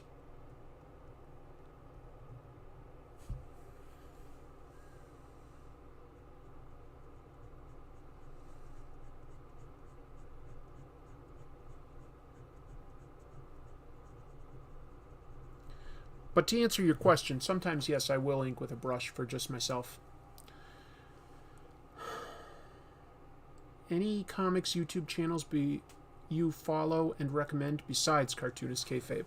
Well, I've mentioned this before. I don't watch a lot of other comic book content on YouTube because I personally don't want to get influenced with even a topic choice, let alone a strong opinion or a well-reasoned argument. I like to come up with all of that myself off the top of my head.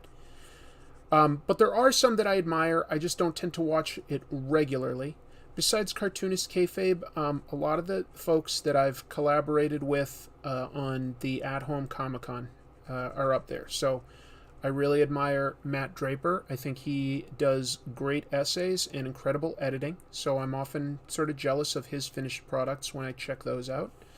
I think there's two British creators I can think of that I really like. Both Owen Likes Comics and Michaela Laird. I think both of them also have a broad depth of knowledge on comic book history, surprisingly deep on American comics anyway, compared to what I know about British comics or any other country. What else do I sometimes admire? Again, I don't watch a lot of them, but Comics Drake, I think he's like, once I chatted with him a few times, I was like, you know what, this is a nice guy. He really loves comics. I get that when I talk to him. I sincerely believe that he loves the medium in a similar way to how I believe I love the medium. So when people are passionate like that and then they're capable of a well-reasoned argument, that wins me over. So I do admire what he does. I'm sure there's a bunch more that I'm really just not thinking of right now, but like honestly, like just about anybody that's been invited to be a guest at the at-home Comic-Con in 21 or in 20, I tend to really respect. I've checked out at least a little bit of all of them. You know, guys like Nerd Sync and Laron Reedus, and those guys were like going to be in a panel that I had pitched. Who else is really good?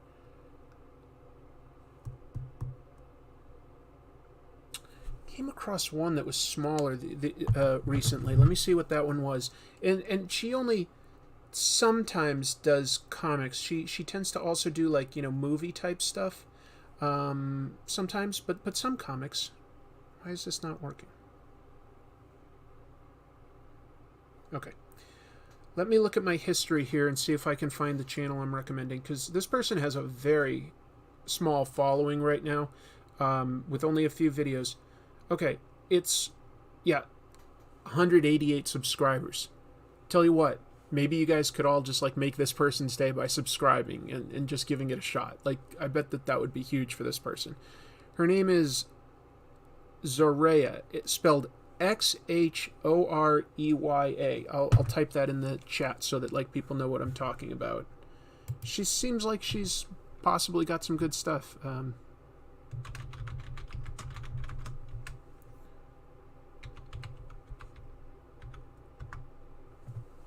There, I typed it in there. Maybe watch a video or give her a subscribe. That would probably mean a lot when you're at that level of like, you know, like you are counting every single subscriber until you get to maybe a few thousand. Like you're counting every single one. So, you know, just consider it like that. That would probably make somebody's day. But I watched a couple of her essays the other day and I was like, you know what? Not bad. Not bad. Don't know where it's going. Like I say, it's a pretty new channel, but seems good. What classic comic would you like to own for sentimental and not monetary reasons? It would probably be something like if I could own the first appearance of Spider-Man. That's an incredibly expensive comic, and I'll probably never really own that. Maybe I'll find a 3.5 graded version I could afford. I don't know. But that would mean a lot to me. I really like Spider-Man. That would mean a lot. Or really early Captain America. That would also, like, those are two characters I love quite a bit.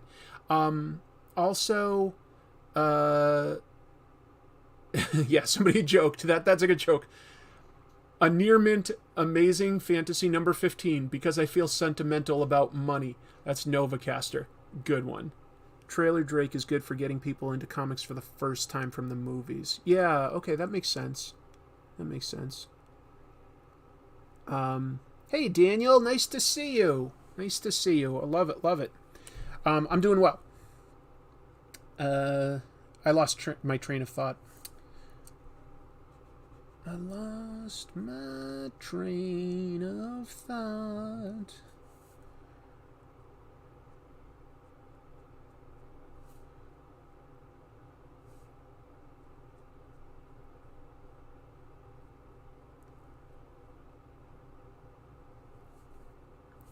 Let me switch to a different brush for some of this. I'll go to this one. I held it in my hands back in the late 70s. It wasn't super rare. Ooh. What's your take on Joe Kelly? His book, I Kill Giants, was the first comic to bring me to tears. You know what? I keep forgetting to buy that, and I've had that recommended to me many times. I Kill Giants. Tell you what. You know what? I don't want to forget. So I'm literally going to Amazon right now to see if it's in stock. Because I've heard that recommendation many times, and I keep meaning to read it. Because it's like, well, people like it. Okay, I Kill Giants, Joe Kelly. Okay. And it's in stock. Oh, it was turned into a movie? What, like on Netflix or something? Add to cart. It's in my cart so that I can now not forget. I will read that one because I've had that recommended to me so many times and I just keep forgetting. I keep forgetting. Sorry, I thought of Michael McDonald when I said I keep forgetting.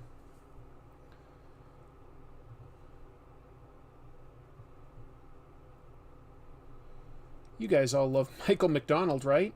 Just like you like walk-in showers. As I get older, I can't help but like be very tempted to like play it up and like recommend stuff like Metamucil and, you know, chairs that like are on a track up the stairs and things like that. Good denture creams. I'm not old, but I'm like really tempted to play into that. I'm so tempted to just play into it because then nobody else can accuse me of that kind of stuff if I get there first. So I've already sort of started it. Talking about walk-in showers.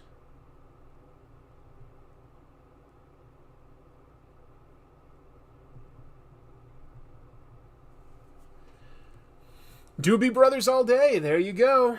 There you go. Ignore the movie. Very low budget. Okay. Okay. I'm a great fan of Power Comics. Don't know that one. Don't know that one. Metamucil rocks. Metamucil is fine. Like you don't have to have that if you're not old. Like you can still have it, and it's like good for getting fiber in your system. It just tends to have a reputation of like old people need fiber. Oh man, if anybody here has watched my show for a while, you know that I'm a huge fan of the show Yacht Rock from Channel 101. I mean, I did all those oh hi intros forever. That was because I loved when they did that on Yacht Rock and they weren't making Yacht Rock anymore, and I love it when they did that on old sitcoms. Ah, fantastic stuff. Fantastic. What a fool believes.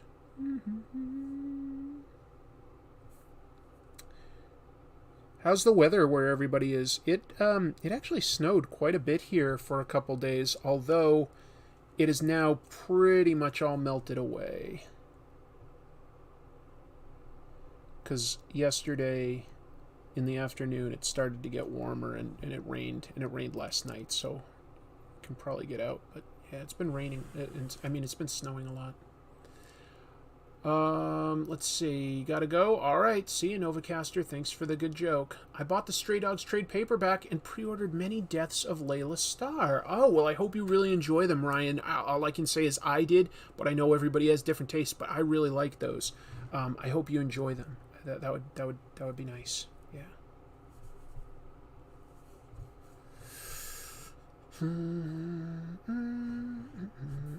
Maybe that's everything I want to do on this. Let me erase some of the pencil lines and clean this guy up. Pretty warm here and raining a lot. Oh, okay. Wish it was snowing. Cold and wet. Yeah. She came from somewhere back in his long ago. Oh, Portland. Yeah, that's not far from me, James. I'm up more in Seattle, but yeah, we're not super far apart there.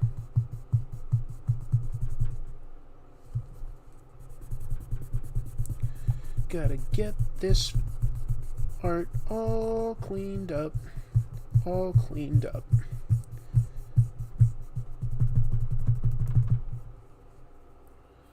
It's been snowing and then raining over here in Sweden. Does it do that year round, or do you have like a nice season too? I tend to think of it as a very snowy part of the world, but maybe that's not accurate. I'd love to visit someday. That's where my grandmother's from, Sweden. Don't remember the name of the town. I'd have to ask my father.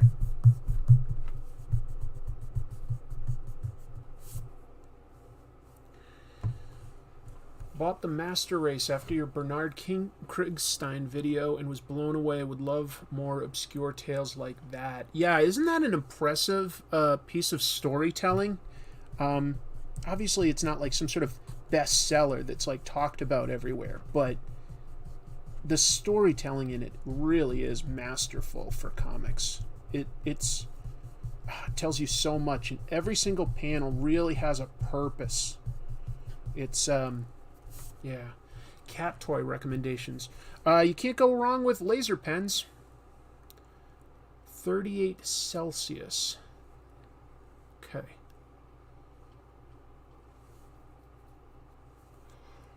Ooh, excuse me. Wow. I'm getting honky. Me honky.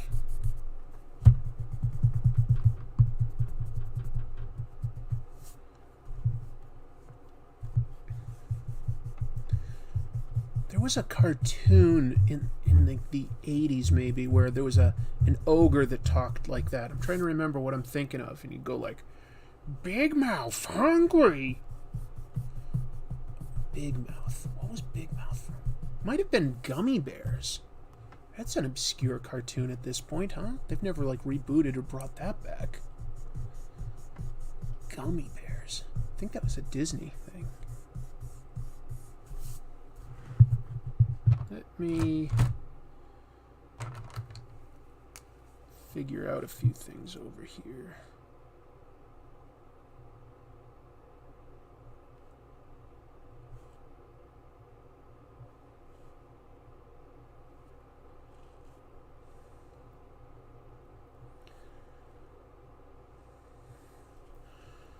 Little by little by little, I keep holding on.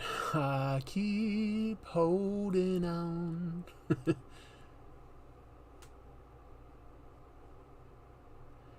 Got any impressions for us? Well, I think you got a little bit of Michael McDonald there. The Smurfs? Wasn't Gummy Bears, it was Smurfs. Big Mouth, hungry. So there you go. There's a Smurfs villain. There you go.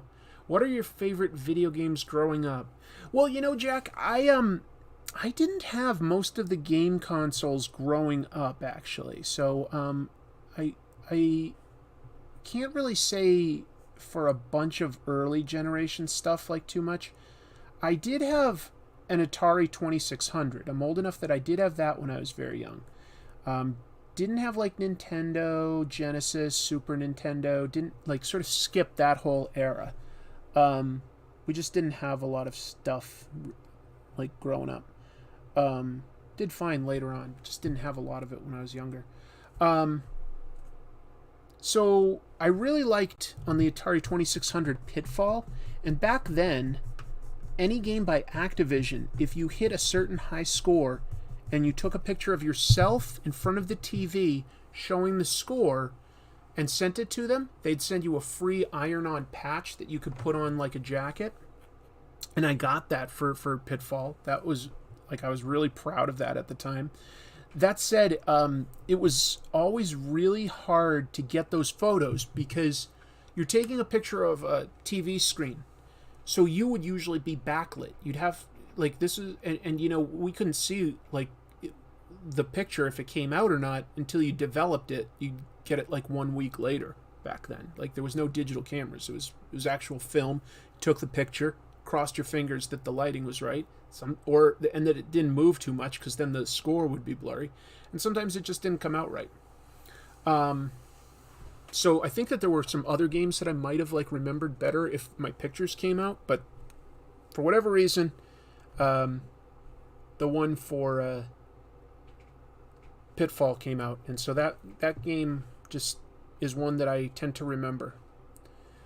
And then like later on, I really I got, you know, an N64, and that's when I really started playing games. That and like eventually a PlayStation. So some of the early ones I remember loving would be Zelda, Ocarina of Time. I played that all the way through a couple times. I liked Final Fantasy VII. And then more recently, things like, I know in Call of Duty, I really liked Modern Warfare 2 and Black Ops 1. Those were both really fun to play with friends. Same with like the Halo games, like Halo 1 through 3 and ODST. Like all the multiplayer stuff on those was really great. Grand Theft Autos have always been good. The Last of Us is incredible. The Witcher 3 is fantastic. But those are all more modern games. I'll have to look for that Activision high score patch. It was for any Activision game. The one I had was for Pitfall. It's a triangle with like Pitfall Harry swinging in a rope over it. Didn't you get a patch for Pitfall? Yeah, that's what I was just saying. That's my sister. I did. That was the one I got. I think I earned like the high score on a couple other Activision games, but I don't think we ever got the picture to come out quite right. So yeah, the only one I think I ever had was the Pitfall one. So that's the one I remember best. Anyway, those are some of my favorites.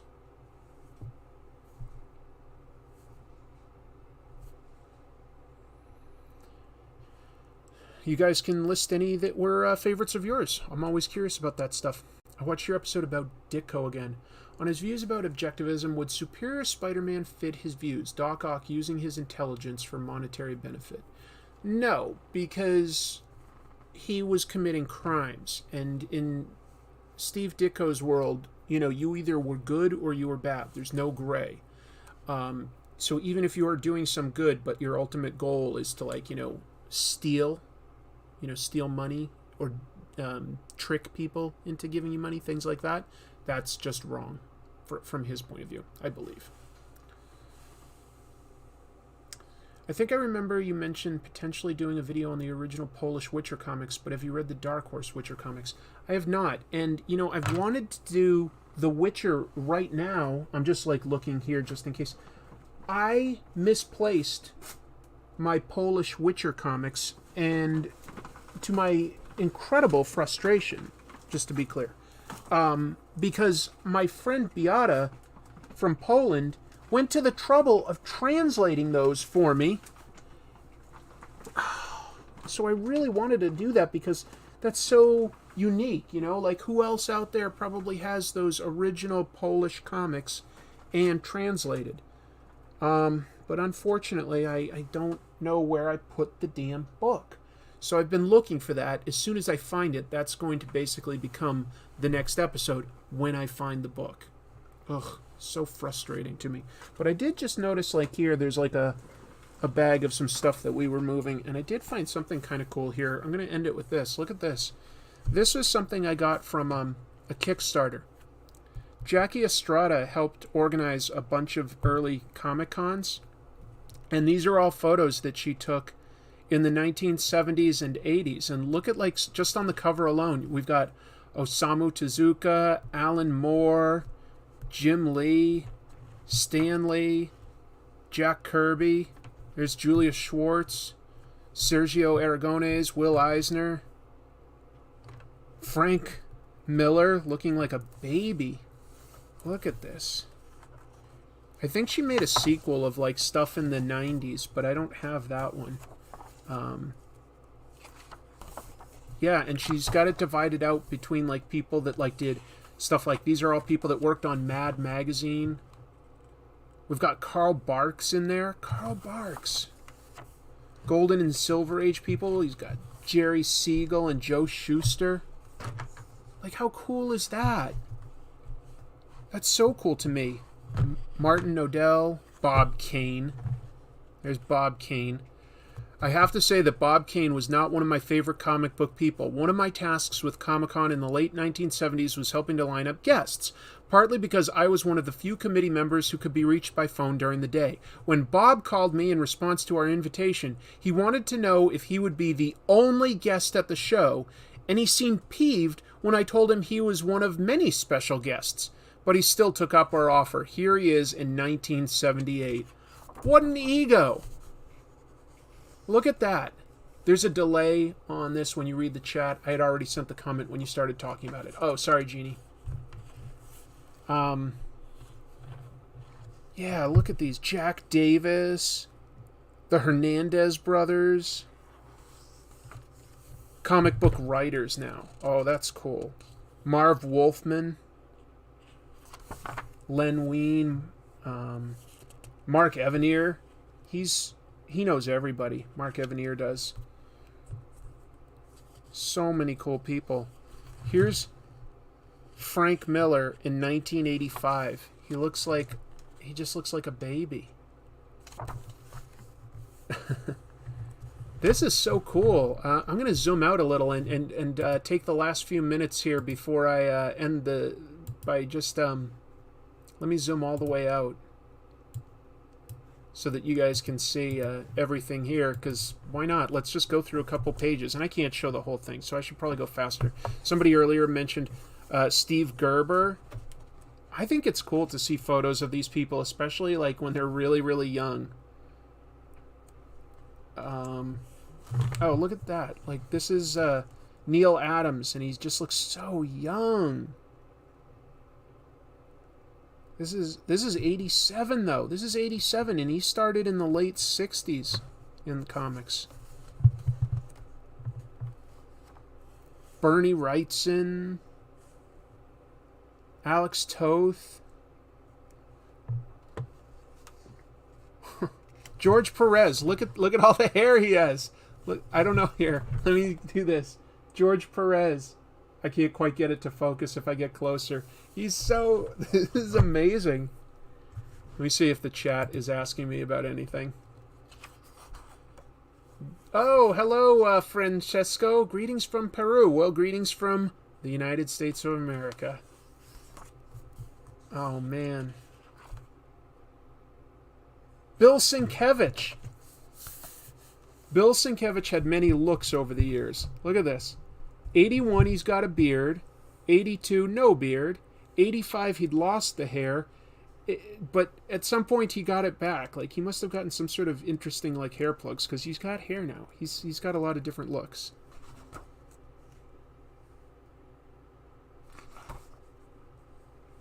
Jerry Ordway. Jim Lawson, he did a lot of Ninja Turtles stuff. Here's Jill Thompson. Wow, 88.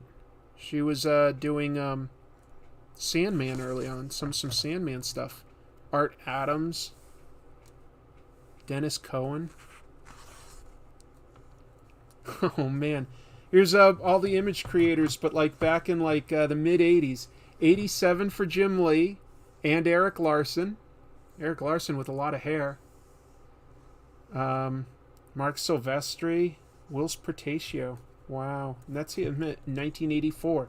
I'd love to talk about like guys like Whilce talk about the influx of people from the Philippines that happened in the 70s. Any advice on getting into the habit of reading? Find something you enjoy. Make it like a regular part of your day. Set aside time. Wow. This is... I haven't looked at this in a long time. This is a blast from the past. Howard Chaykin, John Byrne. These are all people that like both Wright and Drew. Here's Jim Steranko. We talked about him earlier today. Indie people, we've got Kevin Eastman and Peter Laird, Ninja Turtles. Oh, so cool. I wouldn't recognize Sienkiewicz in any of those pictures. I know, he looks so different. Harvey Pekar. I love Harvey Pekar. I miss him. Richard and Wendy Peeney. I should talk about them someday. ElfQuest was really influential to a lot of people. Oh, you can't see this too well, but this is Dave Sim. Yeah, you can't see that in this. That's too bad. It's too small. Barb Rausch. Denny Lubert. Jim Valentino. Oh my god, what a big mustache. Amazing. You know what? I'll do an episode where on this channel where I just flip through some of these, because there's still so much to go through. I'll just jump ahead some pages. Oh man, these are all people that worked on like cartoons and stuff. There's Heidi McDonald. She's like a journalist. Not like a journalist, she is a journalist. Dale Messick. She did Brenda Starr comics. Milton Caniff. Charles Schultz. Oh wow, these are giants. Sorry guys, I'm getting lost in how much I love this. This is exciting though. Oh, color stuff. Hello. Color pages. The cartoonists. Sergio Aragones. Animators. Just a great book. Just a great book. Have I done a J. Michael Straczynski episode? No. Anyway, you should look this up. Comic Book People. Photographs from the 1970s and 80s. And obviously it also has Jackie's opinions on some of them. I'm glad I came across Bob Kane and got to read that since I just did that episode. Just a little bit of an extra. Tell you what, since I found that, let me find one other thing here. Let's find the Bob Kane trading card and see what it says about Bob Kane. Let me see what number he is. This has a list of all the creators.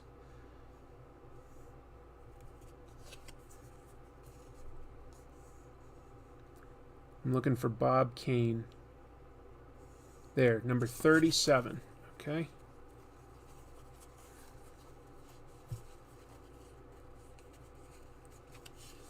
Boom. Okay. Feels like going through a family photo album. Hopefully it's at least a little more interesting than that. So we've got Bob Kane here. We've seen that picture. It's been colorized. And on the back, it says, born in 1917. Is that accurate? Let's see. 1917. So that would mean in 39 he was 22 or so. Yeah, I guess that's right. After a brief stint at the Fleischer Animation Studios, Bob joined the Eisner-Eiger shop producing humor comics. Hiram Hick, Peter Pup, Von Bragger, Side Streets of New York, Ginger Snap, and Oscar the Gumshoe. His first adventure story was The Case of the Missing Heir in Detective Picture Stories. Early adventure strips, blah, blah, blah. Okay. Bob's career took off in 1939 when, working with writer Bill Finger, nice, good job, Eclipse. Working with Bill Finger, he created Batman. Bob drew the character from 1939 to 66, sometimes, a little bit, in Batman, Detective Comics, and World's Finest Comics. He also created 2 animated TV series, Courageous Cat, a Batman spoof, and Cool McCool. I've seen Cool McCool. His autobiography, Batman and Me, was published by Eclipse in 1989, and yet they still were honest about Bill Finger being involved. And it says, Bob frequently exhibits his Batman and modernist paintings in one-man art shows. But as we know, he may not have painted those. Alright, got the Bob Kane card. Decided to read that to you as a way of closing out this episode. Thanks for joining me.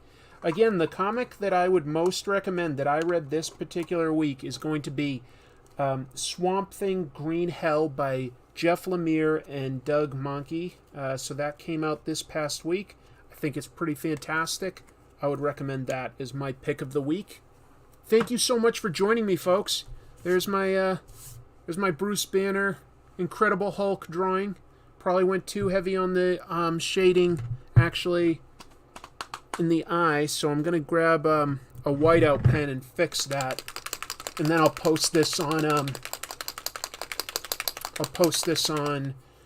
Twitter and Instagram.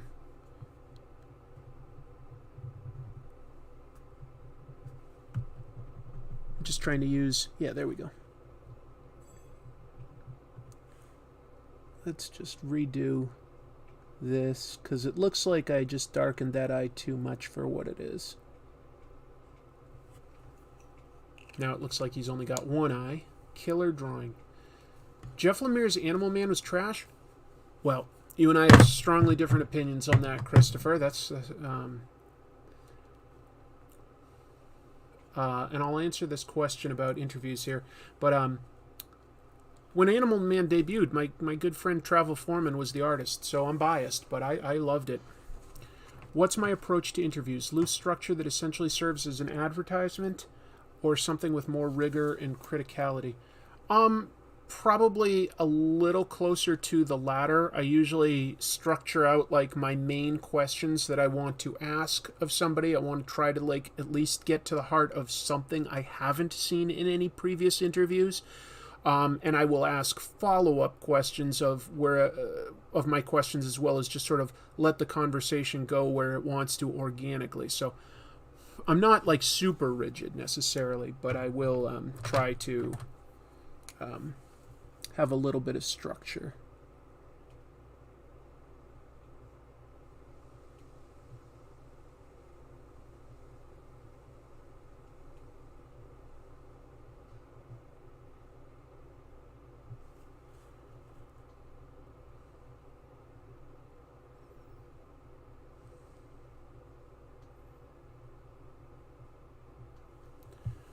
That's at least a little better, I think.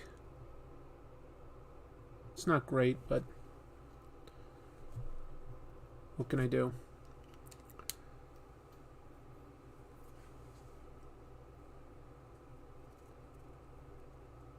It was the art? Alright, well, I just told you that it was my friend Travel doing the art, so it seems a little rude, but okay. I mean, you don't have to like anything just because I liked it. I can respect that, but anyway. I'm going to end it there, guys. Wish I could have ended it slightly more positive. Sincerely appreciate everybody being here, though. Great questions and commentary tonight. This was a blast. I always love doing these.